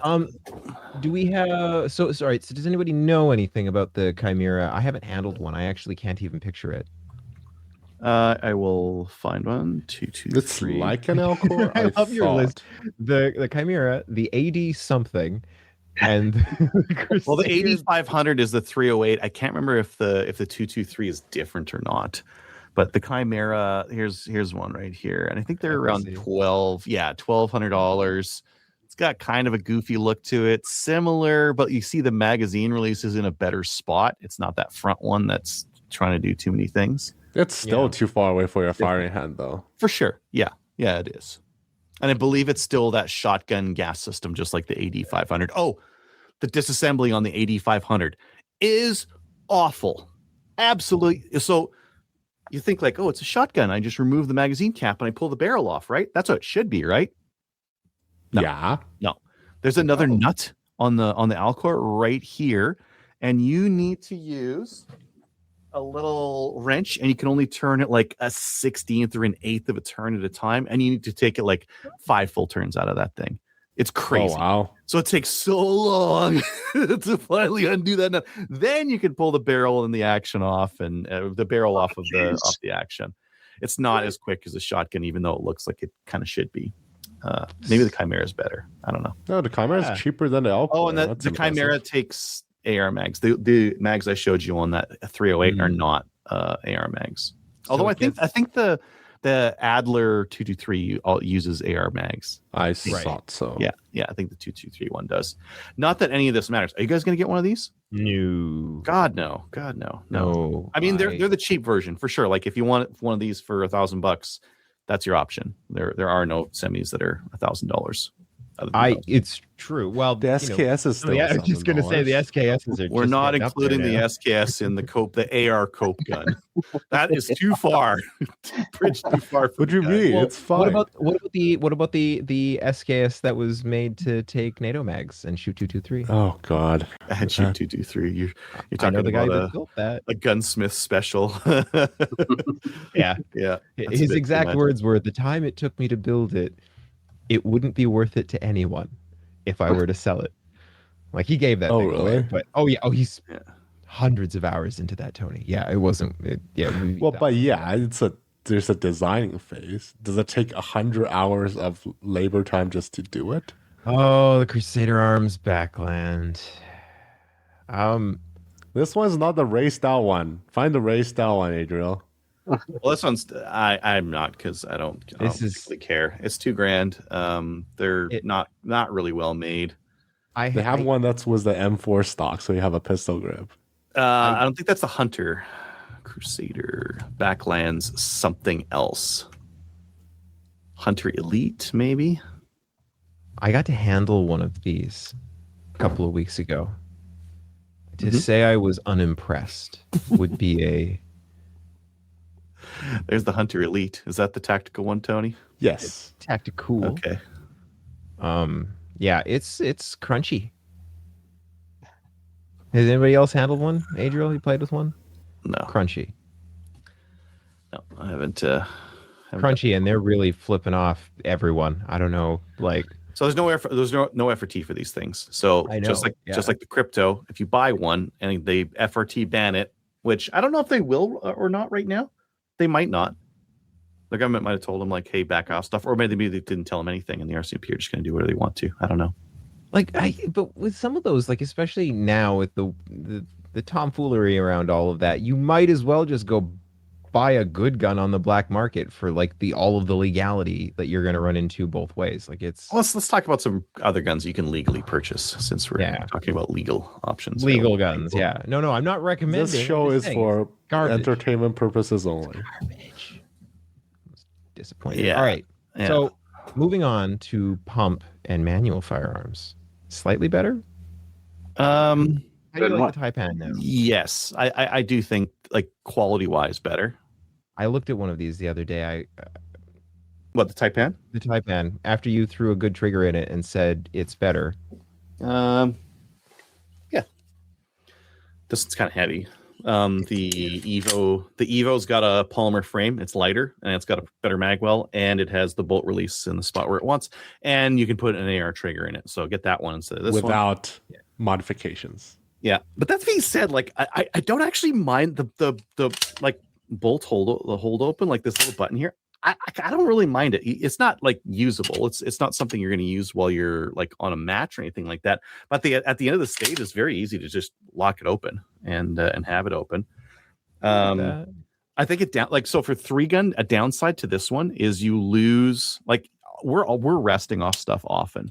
We're resting on the top of things. We're resting like on the side of things. And every time you do that with this gun, you have to pump every time you got to break your grip. So, and running the side charger doesn't help because this is attached to the bolts and everything. So even with a side charge, it moves this. Still moving it.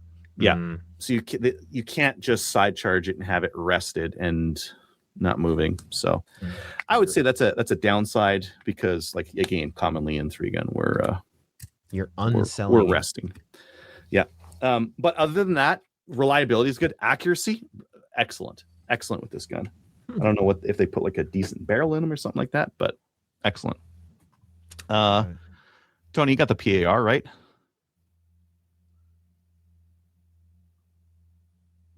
Yes. So for me, because I have no other way to charge this gun, if I'm on a barricade, I often use my bipod because my division in Chaz will allow me to do so, and I just brace this.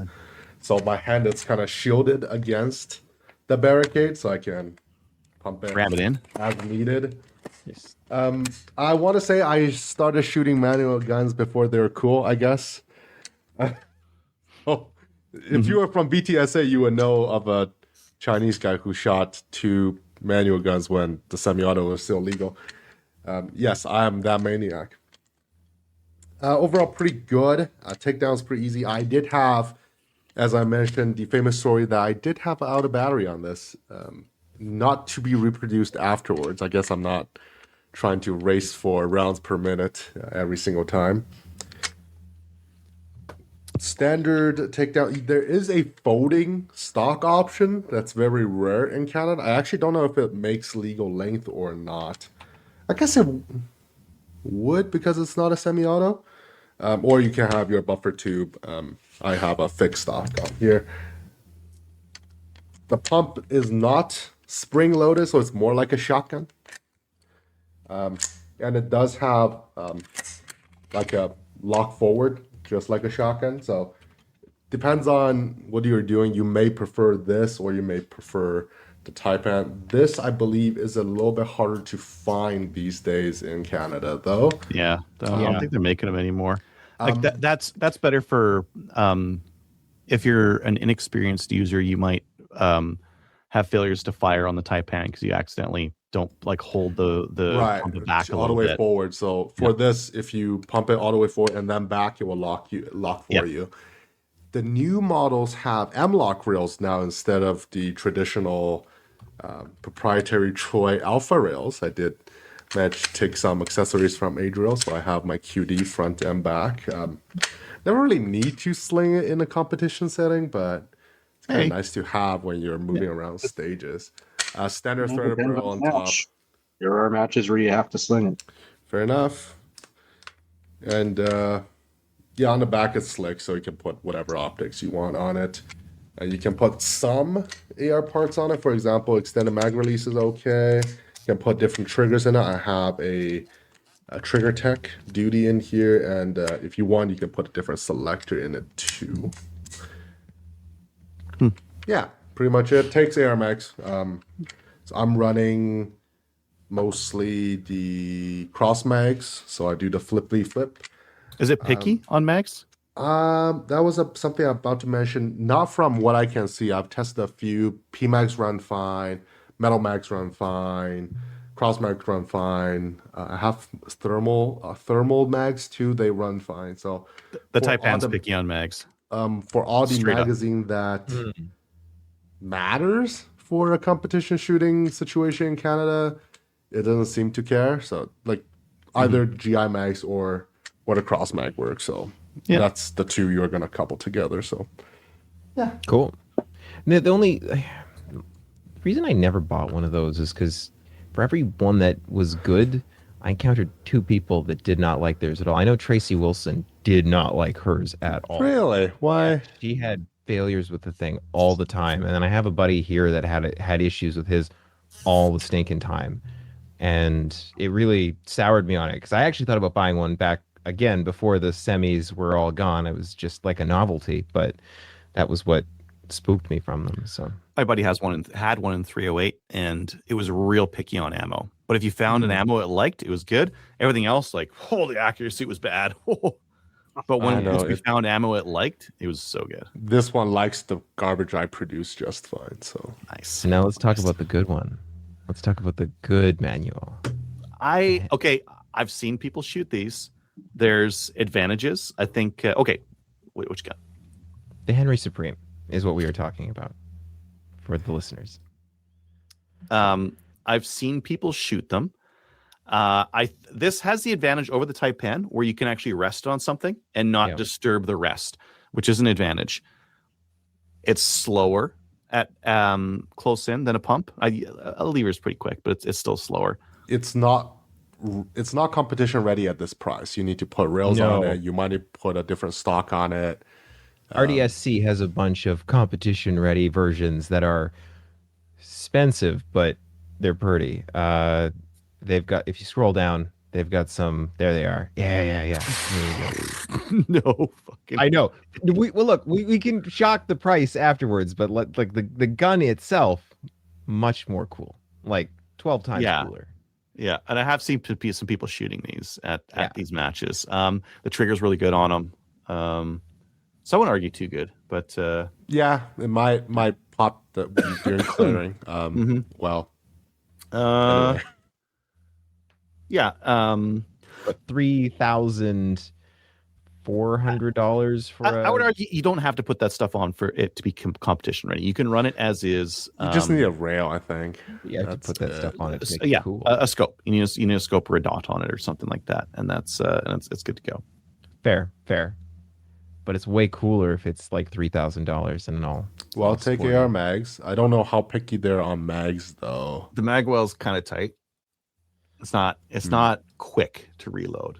Not that you have to be in manual division in Canada for 3-gun and that kind of thing. Don't have to be quick, but when you're shooting 5-round mags, you kind of want to be able to 10 plus 10s.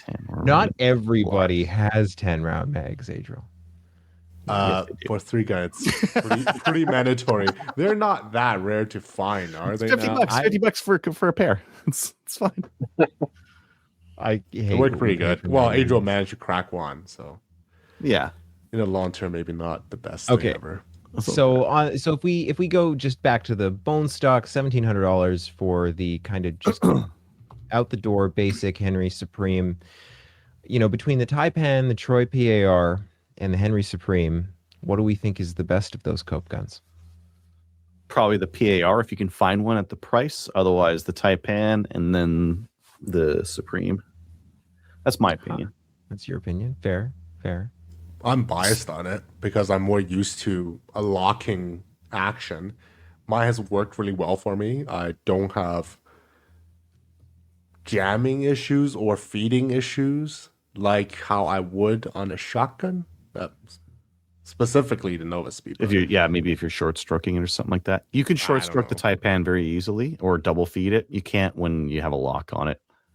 Kyle, what say you? Natalie Provost, she like poofs in your freedom space there and just says, no, you cannot have anything good anymore. And you have to pick one of these for coping. So I was actually just thinking after you guys run into them, because I haven't had my hands on any of these. But why would you? Lucky you. If you're in New York. Except for like Adriel was saying it's picky on the mags. I'm kind of liking the Taipan. It's faster. Like the action. I don't like the idea of the pump blocking forward. It's always been a pain in the ass on shotguns, and why would I want that feature on a rifle? Agreed. Does make it easy to clear stuff. Yeah. And I think like spring loaded. Yeah, one other thing to think about, like a lot of these manuals, they don't have very good extraction, but I think all three of these do. All three of these have decent extraction on them. I think are they still using like doesn't matter. AR bolt heads or no? It does matter, Tony, because when we get to the straight pulls, it matters. Fair enough. I think the Henry uses an AR bolt head. The Type PR, yes, does use an AR bolt head. I agree with you, Kyle. Like I've only ever played with one PAR, and it was my buddy's, and it did not run well. So I am, that's a sample size kind of of one. It did not run well. It had feed issues all the time. Didn't matter what ammo we put into it. It didn't matter what mags we put into it. That thing had issues. That wasn't too. I love how Tony can't believe that there's issues with the PAR, and he had issues with his. Yeah, I know. No, I know. It's just the one out of battery that. And yeah, no. After Adriel put like a good trigger in his Taipan, when I was at Reliable, they had a used one on the rack, and I asked, I was like, is this here because it's garbage, or is it here because no, somebody's moving? Oh, I almost bought it. I've been trying really hard not to give in to the cope. They're fast. They're like if you watch my video of me shooting 3-gun, you can see like the pump. Like they're quick, very quick. See what's gonna happen though? I'm gonna buy a cope gun, and then the Supreme Court's gonna come back with their ruling like the next day. So go buy a pump gun. The advantage of that type, they're cheap. The Taipan or the PAR, if you can find one. Yeah. If that's what's going to Wow. happen, go do it. Comparing to a Norinco CQA. No, I they're think not the that Supreme cheap. Court's going to go the other way, and all my semi-autos will be legal again, and then I've got. I know, so Worth go asking. do it. So then, Oh, I see what you're saying. It's a small Yeah. price to No, pay. yeah. We should hurry this up. Understood. So we're 2 for the PAR and 2 for the Taipan. So there you go. I listeners. would take either. I would You take should either. definitely get the Henry, and To have something different. They're cool. I'm I like the Henry. traumatized They are of Oh, they are shooting cool. lever guns fast because I saw this YouTube short long time ago when I was still a firearm novice of someone penetrating their finger with the trigger blade when they're running the gun too fast. So, it's like, yeah, you can run it fast. They're harder to run fast. so Yeah. I More mechanisms. there's a part of me that just wants my space cowboy realness. I love how cool you can make some of these lever guns, so I give it some points. And you can run a lever gun fast without hurting your finger. My mom can outrun me with a lever gun. So well, yeah, I'm just out of practice. yeah, fair. Let's look at some other guns. Yeah, let's talk about bolties and straight pulls. The slowest of these.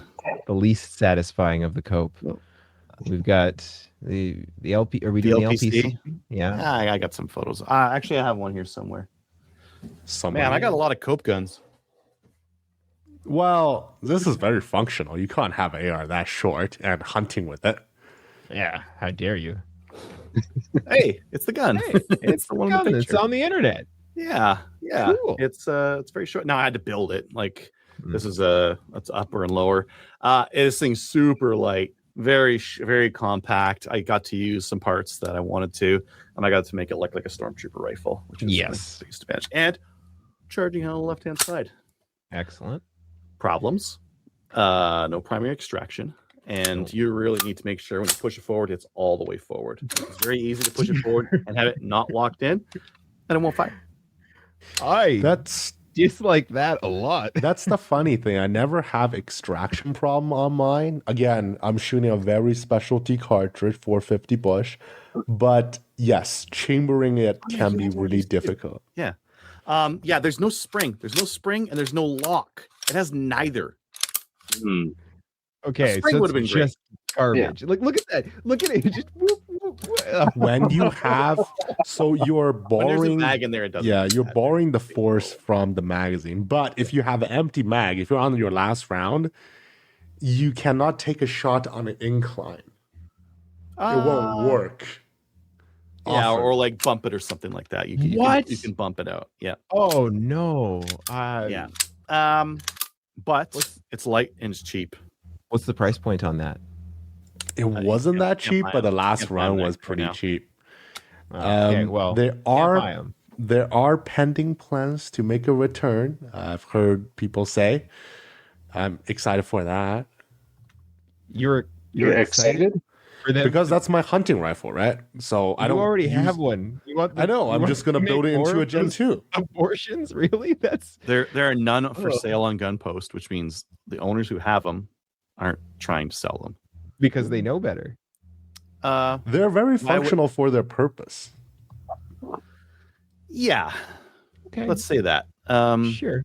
There's another one. There's the Renegade, Ugh. and it uses a spring to hold it in. Yeah, It's quite a bit more difficult to take apart, though. I guess you don't have to clean it much. It's a manual action gun. they don't but really need to be cleaned that often. Yeah, for a hunting gun that sees water, I prefer to clean it. sure. But I think my problem with these, they're still kind of expensive. Like the upper and lower kits are like Yes. $1,000. Yeah. That was my big Yeah. issue with it too. Like you're just buying an upper and lower, and $1,000, and you get to disassemble one of your good guns to make a less good gun. Do I have to? Where do I buy? Do they not? They Go don't sell 'em- to yeah, Victory Ridge. Victory Ridge, yeah. Yeah, I wanted to see what the prices are these days, and if they Let me have do that, I mean. MRA Ooh, two-tone, fancy. Renegade. What do you have? Yeah, it's still $1,500, $1,600. There's a factory FD for $1,700, receiver kit for $900 to $1,000. I think it's worth There's to one buy for the whole 1,500. gun This was I- sounding like I think so as well. 1,500 versus like, what is this? 900 maybe for black. Yeah, 900 for black. 1,000. Yeah. What's it matter? yeah. 'Cause I mean, you'd easily spend more than that on parts to finish building that out. Yeah, for sure. Yeah. So it's probably worth it. The Maverick, let's see, 17.99. Can you show me a different one that's not two-tone? It's a little bit less. Nope, you can't. Those take like a standard AR barrel, right? Correct. Yeah. Yeah. I have one. The Maverick won't be as popular. It's not as cheap for sporting purposes. And the extraction becomes a problem because when you try to extract these, geez, we saw this, Tony. We saw this at the Sherwood Park team match. The primary extraction on the Renegades is not great. So if that chamber is not clean, oiled, that kind of thing, you can have failures to extract. Where we saw people hitting the charging handle against Watering dump the sleds and guns, yeah. beating the crap out of them to try to get it open. But I think he fixed it with some different ammo though. So He used oil. He oiled the chamber. oh, he did. Okay. Oh, Yeah. I like guns that work all Okay. the time. Well, okay. The problem with some straight pulls is that, especially with the AR bolt head, you need like a little impact to knock them loose. With an AR, you get that because it's got a semi-automatic action. With a straight pull, you don't, and they stick sometimes. It's too bad that the bang of pulling the trigger doesn't help. Yeah, I'm sorry. I hate them so much. I really do. straight pulls. Straight pull. They annoy me. But you can rest them. You can fire and rest and pump it. They're not great for firing like close range because like you're on target firing. If you can keep your one hand up and you can balance the gun like that, it can be quick enough. But this is not like I don't have great control over the gun like this. You know what it is about these that I really hate? They, in my mind, are the thing that the most signifies our surrender, right? You look at any country that has just had their gun rights steamrolled, this is the BS that's left. And it's like, oh, look, you're almost all the way there. You drill a hole here, you add a little gas port there, a couple of little bits. From Australia. Yep, The Taipan is Oh, Australian. was the Taipan Australia? Yeah. Yep. Southern Oh. Cross. SCSA is Southern Yeah. Cross something Well. something. It's Australian. That's why they have the straight pull. At least they have a good one. Fair. They really do signify that, like, it's because like the next couple that we're gonna, well, I guess the Bison's a bolt action, yeah. Like, I don't feel the same way about bolt actions. We've had bolt actions forever. It's old technology, but it's technology, straight pulls. Not trying to work around a problem. No, straight pulls. You're taking a gun that was designed to be semi-automatic and making it not that because some idiot who doesn't know anything has decided you can't have it. Yeah, correct. Yeah. So let's talk about the bolts. Yeah. Ruger American, Ranch or Patrol. I've seen them. Lots of people run them. It's so good. I want one. They throw nice fireballs with 223, 556. Yep. Great fireballs. She still doesn't have a muzzle brake. Woof. It's the Edmonton 3-gun couple that's one on one side shoots an M1 Garand, on the other side shoots a barreled Ruger American. Ruger Ranch or whatever, American. yeah. Just and it's the loud. shock and fireball. It's excellent. Good accuracy. Mag insert and removal, not great, but still workable. You can like, drop the mag workable. with one Like, hand. in this crowd, fine. They're fine. They suppress nicely. Not that Sure. that means anything to us, but they do. They do indeed. Yep. No, the Ruger American, I want one. That's your quality option, I think, for a bolt action that takes AR mags. I think They that's get a quality option. expensive though, especially the Gen They can. 2s. Holy cow! Yeah. Yes. Yeah. Yes. It's the thing keeping me from buying one. I don't need Oh, it. if you want to get cheaper, you could get BCL Bison or the other one, the 308 one.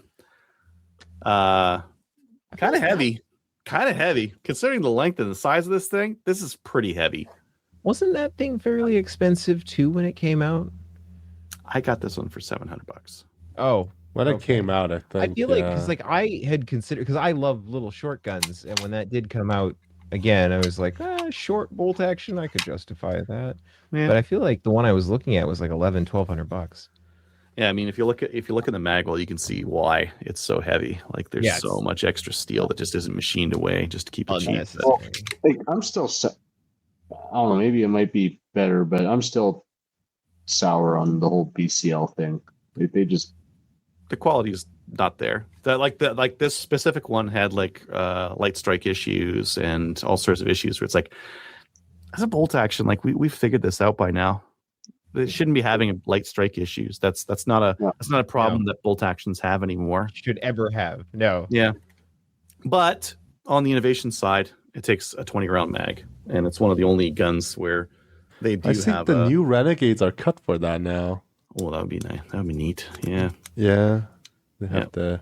But they're making 20 round mags, and 20 round mags that they make are okay. I broke one. They're not invincible. They're okay. But, they're Did you break it okay. in the cold? I can't remember. The magazine release is fine. It's got a Trigger Tech trigger in there. Like, it's got a really nice trigger. The safety's in a stupid spot because it's a REM 700 pattern, so up there where no safety should belong. And it's got a short throw bolt on it, so you're not gonna hit a scope or something like that on there because there's lots and lots of room for it. So those are all pros. Accuracy not great and kind of heavy. Reliability is a concern, though. That's the thing. Reliability is a BCL. concern. Oh yeah. Inconsistencies. Yeah. You wouldn't know. I don't like a gun where if I don't know that when I pull the trigger, it's going to go bang. That's this gun. Yeah, that's why I didn't take this gun to hunting. I don't love that. I'm going to be honest. Might have missed. And then we've got the Mossberg MVP, which I do have.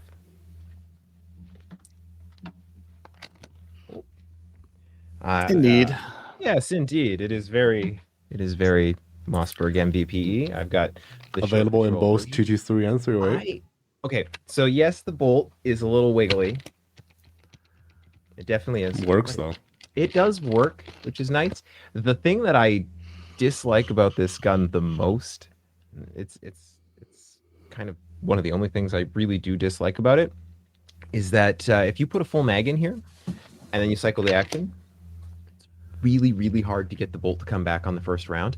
And it scratches the hell. There's something on the bolt that is scratching the hell out of the top round.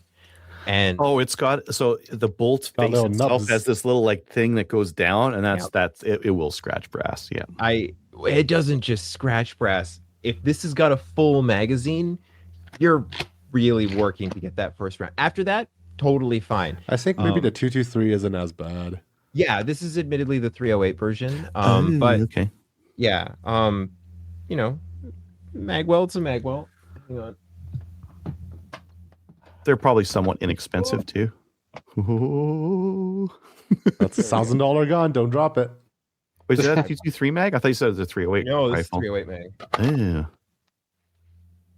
So I do like that. And that was why I got it. Was that at the time, I don't think there was another 308 bolt gun in the price range of this. That's thing. kind of Like, short. That was short. So this gun, Yeah. I bought this gun to fill like a specific purpose. I wanted like a scout rifle. This was, one of my deer guns. It was the kind of throw it in the back of the truck when we where my folks lived, and like that was that was what this was for. It also was at a good price point. I think I paid $700 for this, so I can't complain all that much about it. The only other thing I don't like is that you got to stick your finger in its Yeah, it has a hole recessed here. back Yeah, release. I So wish reloading is kind of a. I don't like fingering my guns so much, but but it does. Maybe don't release have the such a long magazine.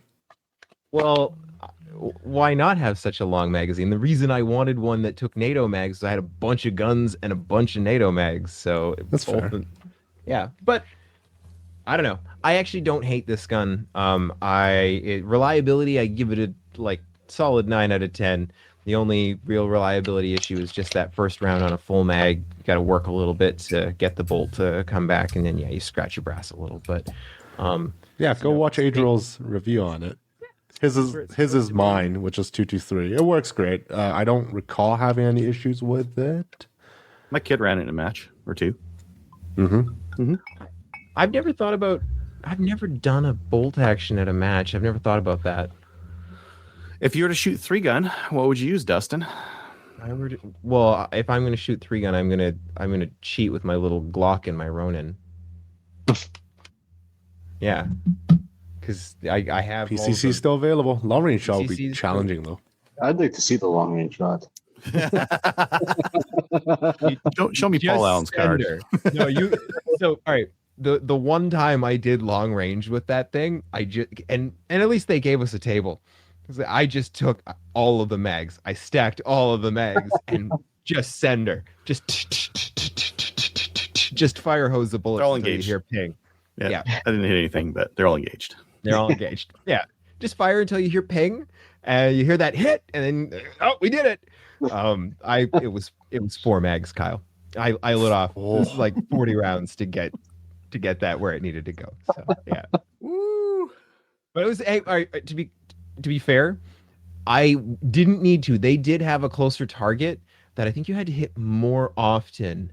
I don't remember, but I was shooting at the 200-yard target, which I was really pushing my luck with a red dot. So On a pistol barrel. on a pistol barrel. The floating barrel thing is the Glock problem. 17 barrel and a red dot. So, it's just we'll just sling a bunch of ammo downrange until we hear a ping. Mhm. Yep. So we all have some of these. Yeah. Imagine you didn't have any of them. Mm. What would you buy for a coyote gun? Which one would you get for a coyote gun? Ruger American. I think I agree. I think the Ruger American is the most accurate one. So if you need to make one shot, I think that's the right one. I think if you need to make 2 shots and you're close, Taipan. And you're gonna say that Because the accuracy was good, and I think it depends where you're hunting, right? Like we're hunting in Alberta. Oh yeah, the Ruger American. I think that's exactly the right choice.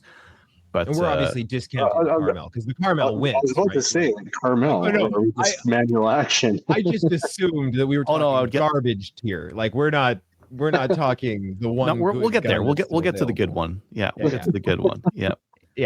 No, I'm gonna pull a surprise. I'm gonna say if it's a Kyle gun, I will buy the Henry Supreme Ooh, classy. because I will okay, press yeah. it into a recreational philosophy. So it's like I'm kind of having fun doing it, kind of thing. would you buy a cowboy hat with the Henry? Like, would you? Because Sure. you're hunting coyotes, you've got a lever gun, so cowboy hat. You're in Alberta. You can just shoot it kind of rested works. better. Out of a blind or off shooting sticks or something like that. The Henry Supreme's better. Yeah. Yeah. Fast, and you get the rest. I like it, Tony. I think you've got the better answer. I agree. I actually think he's right. Yeah. Yeah. Kyle? Okay. Yeah, Kyle. I think You want the get the whole- Motor Sporter. No. I was actually gonna say I still like the Ruger American. It's gonna be the most accurate. But that being said, the accuracy I got out of the Taipan was really good. Like amazingly, like really, really good. To the point where I wouldn't feel like I'm getting hindered too much unless I had to make a shot at like 300 plus, like maybe 400. That's too far for it. But that's getting far for most guns. What about the 3-gun rifle? With current divisions. What are current divisions? We don't have an open division Right. with a lot of the matches I've been to. They have mini rifle and PCC is kind of blended into one, and they have clipazine, which is like your manual actuated firearms. Okay, so for So manual, they don't have like a semi-auto. What would you run in it right now? Carmel. Because the Carmel exists Not only in here Canada, yet. only in a handful. When it comes in, it will be a thing. Yeah. No, for in any kind of manual, I think then the Henry Supreme might be my answer. No, that's at Taipan. I gotta go Taipan.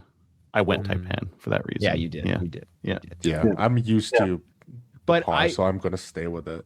I'm Yeah. gonna Just take what it is. I'm gonna take the $3,200 Henry Supreme that's been all like Gucci'd out.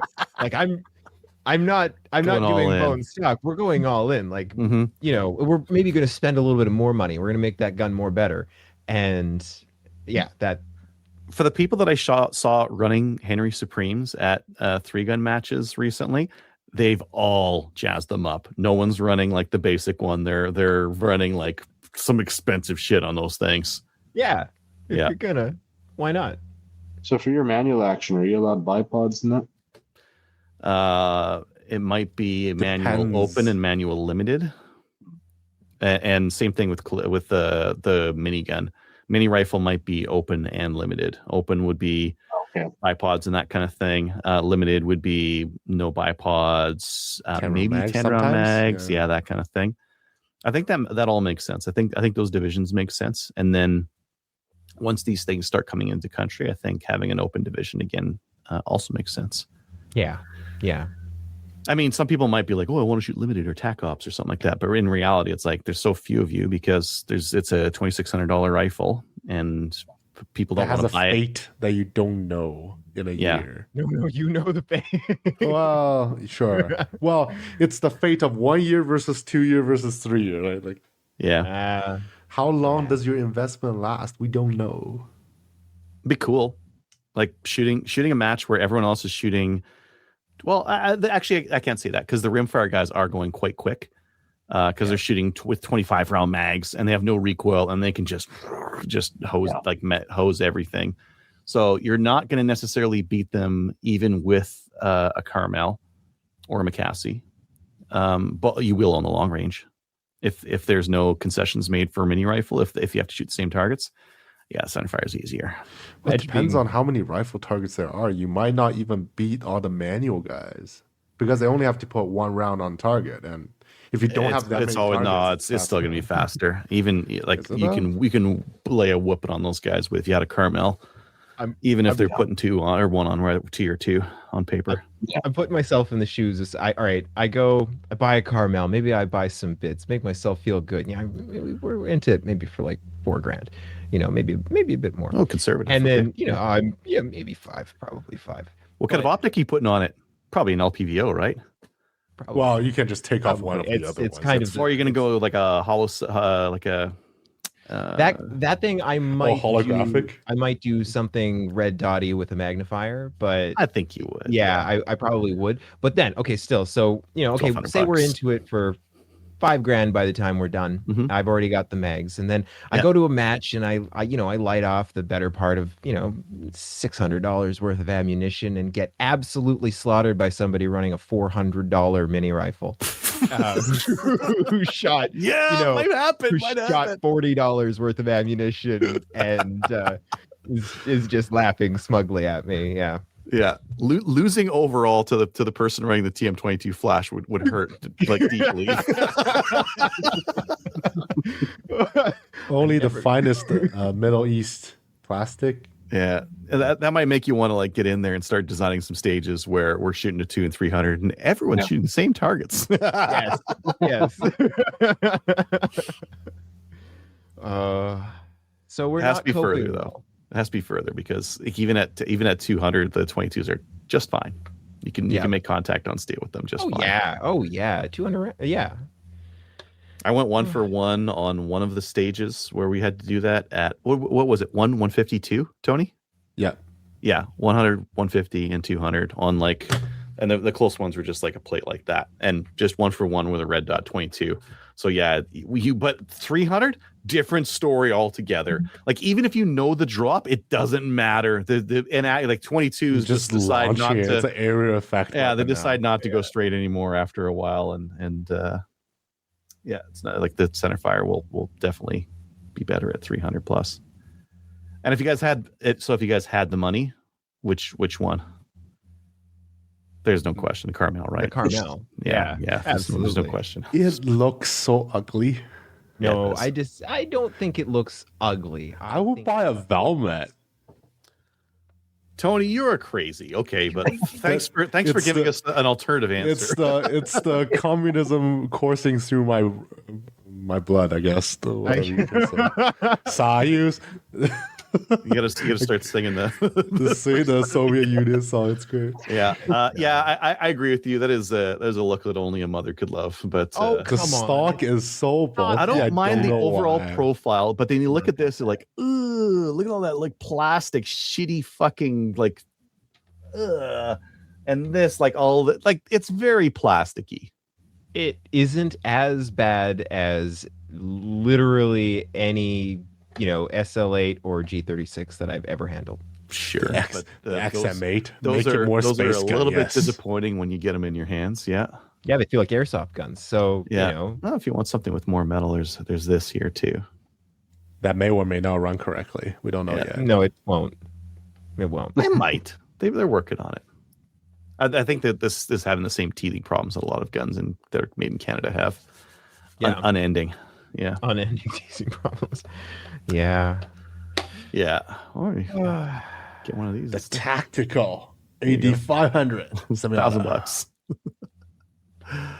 No, I think the caramel has got to be it. And I would look past the little things that I don't like about the visuals just to get the performance. Does it even have a dust cover? I did Like, not know that. it's so close to a Bren. Like it isn't. It's no more ugly than a Bren 2 is. I have to say I'm not a big fan of the brand either, but I mean, fair, just saying. fair. But like, Not a fan of the new Chinese rifles either. They all look super bulky. yeah, not but trim. I like it. I would get one if I'd shoot it. if the feds were like, okay, we're done. Just whatever you have now is what you get. good luck And we're with gonna that. lock this in for 10 years. I'd turn around and buy one of these in a heartbeat. Yeah. There would be a Carmel division. Yes, there would. Yeah, Yeah. it would just be that. You're like, so, okay, guys, I guess we're all getting Carmels. Just everyone gets one. The odd person shows up with their brigade, and it's like, they get picked on, like the kid that didn't get the cool lunchbox to bring to school. Didn't get the He-Man one. They got their sister's like She-Ra one. It's like, oh, you're gonna get picked on. But anyways, I guess I'm dating myself a little bit with that reference. Yeah, it's okay. Death is coming for us all, Adriel. You're just a little closer to it. Had you guys a little bit. Yeah, just a little. All right. So I think all in all, we're coping well. Not coping Not well. coping. We'll see. coping I well. think this is on a biannual basis. Every 2 years, we have to redo the Every Coke 2 Gun years. episode. Tony, every we're doing year. this every 6 months. You like, yeah. Let's see what happens after November. Like When's the court case? November is when the court case is, so it'll be sometime next year that we hear about it. Right? It'll be like January, February. It's probably going to come About sometime. 6 months. Yep. Yep. I still remember the episode where I'm not on. I'm just a listener at the time. That we're talking about RDBs as a cope gun. That was a while ago. Yeah. Thomas. has Well, one. Yeah. Tune in 6 months for our next Cope Gun episode. It'll be then we'll start talking. No, we won't talk about the SKS then because it'll get No. banned too. We're going to be talking about black powder, muzzle loading, single shots. I guess we didn't talk about the SKS or Garand, but I wouldn't consider them AR cope guns. They're just like totally different. They're not trying to do Yeah. the same thing. No. They're also Garand's pretty good, 80, though. 80 years old. All right. Well, have we beaten this topic to death? Should we just go on to I listener think- feedback? I think we've beaten this topic. It's already It's just a pulp right now. All right. So listener feedback. I don't think we have any emails that were. We did. I forgot to post the show. Oh. Yeah, Eddie noticed that we hadn't posted the show. Eddie, there was no issue. I didn't post it. I don't know. I got busy and I just posted it today. So I literally didn't got the post show it. up today. I don't know how. I was busy. Kyle's got better things to do in Freedom Land with his FRT AKs, and Plus he's Tony- mobile. He's mobile. Tony, Yes, I'm around the Tony, country. And the Tony- suppressors. yeah, Tony doesn't have an excuse because he both knows how. True. yeah, but Tony also refuses to just even buy 2 ammo cans for me. Just for me. Do it for me, Tony. Please. I'm begging you. Do something about what's behind. It's already on ammo cans. It's still not tall enough. Two more animal. What kind? Are they steel or plastic? Plastic. Well, Are they the plastic ones from Cabela's? Princess Auto? Princess Auto? Okay. Okay. I'm going to show up with 2. Oh, excellent. Oh my god, like stack them. Ding The dong. stability Who is could terrible. that be? You could have built just a riser that's an actual another shelf that you put your ammo cans Ammo cans underneath under. and have that built up. Yes, Mm. yes. you I'm can not have it that good with 2 in 1. woodworking though.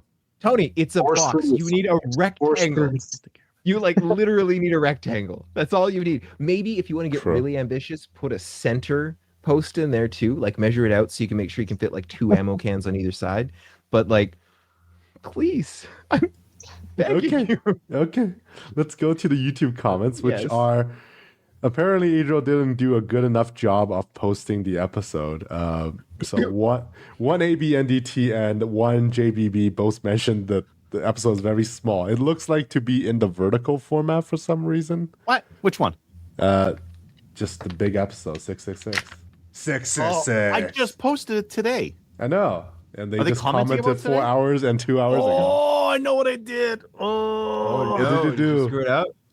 I had it set in vertical. I was doing some social stuff. Shit. Yeah. Oh, So no. we have to repost that. But one ABNDT did mention that my Beretta 1301T is great and would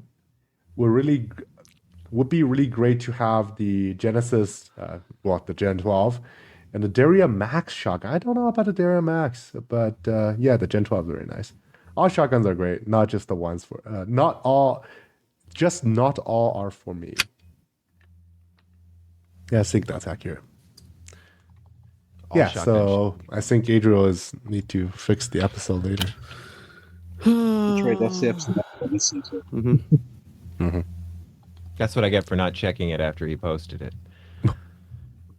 You don't check after I post. I actually do. Most of the time, when you do put them online, I'll usually run them in the background while I'm doing my paperwork in the mornings the next day, just to make putting sure those that views stuff up. is screwed Yeah. Yeah, that one view, we're really Like. Percentage is wrong. Heart. No, it's nice background noise and just making sure that everything worked. I do spot check most of the time. I've been too busy. Busy. Any other comments, Tony? Nope, that's it. Wow, that's it. Wow. Okay. Well, we do have For a sponsor. video posted for 6 hours, that's a lot of engagement. Just saying. What, 4 views? 2 comments And out 2 of the comments. 4 views. That's 50% of all the views. Yeah, that's fair. One. All right, that's fair. They're all commenting about how I did it poorly. Everybody should Which admittedly I did. Everybody should check out our Bass Pro and Brownells link. It's on our website. At some point, we'll read out what Probably you, last what week y'all if bought. Adriel is available. If Adriel's available. At some point, we'll read it out. But yes, we have an affiliate link, and that's at slamfireradio.com on our website. If you're going to get that Wildcat or the Axis, either of those, do it through the link. Yeah, get the access through the link. Or, no, get the Wildcat through the link, and if there's any way to just, like, this is for Kelly, we should, like... Can I get a custom grade, please? We got a couple of Wildcats in here, and some of them opted for custom engraving on theirs. Oh, thank you very much to our supporters on Patreon. You keep the lights on around here and fuel up the jet. Right. If you would like to email the show, please send an email to slamfireradio@gmail.com. And while you didn't listen to me last week, I've been begging. Come on, somebody send us an email. I want to read something.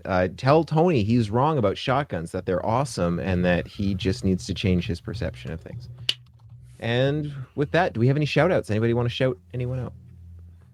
I got one for Tristan from SBI for setting up the ISSF courses at Sherwood Park. And Are the results available yet? liaising. He emailed everyone. I don't think Did you get an that was email? included.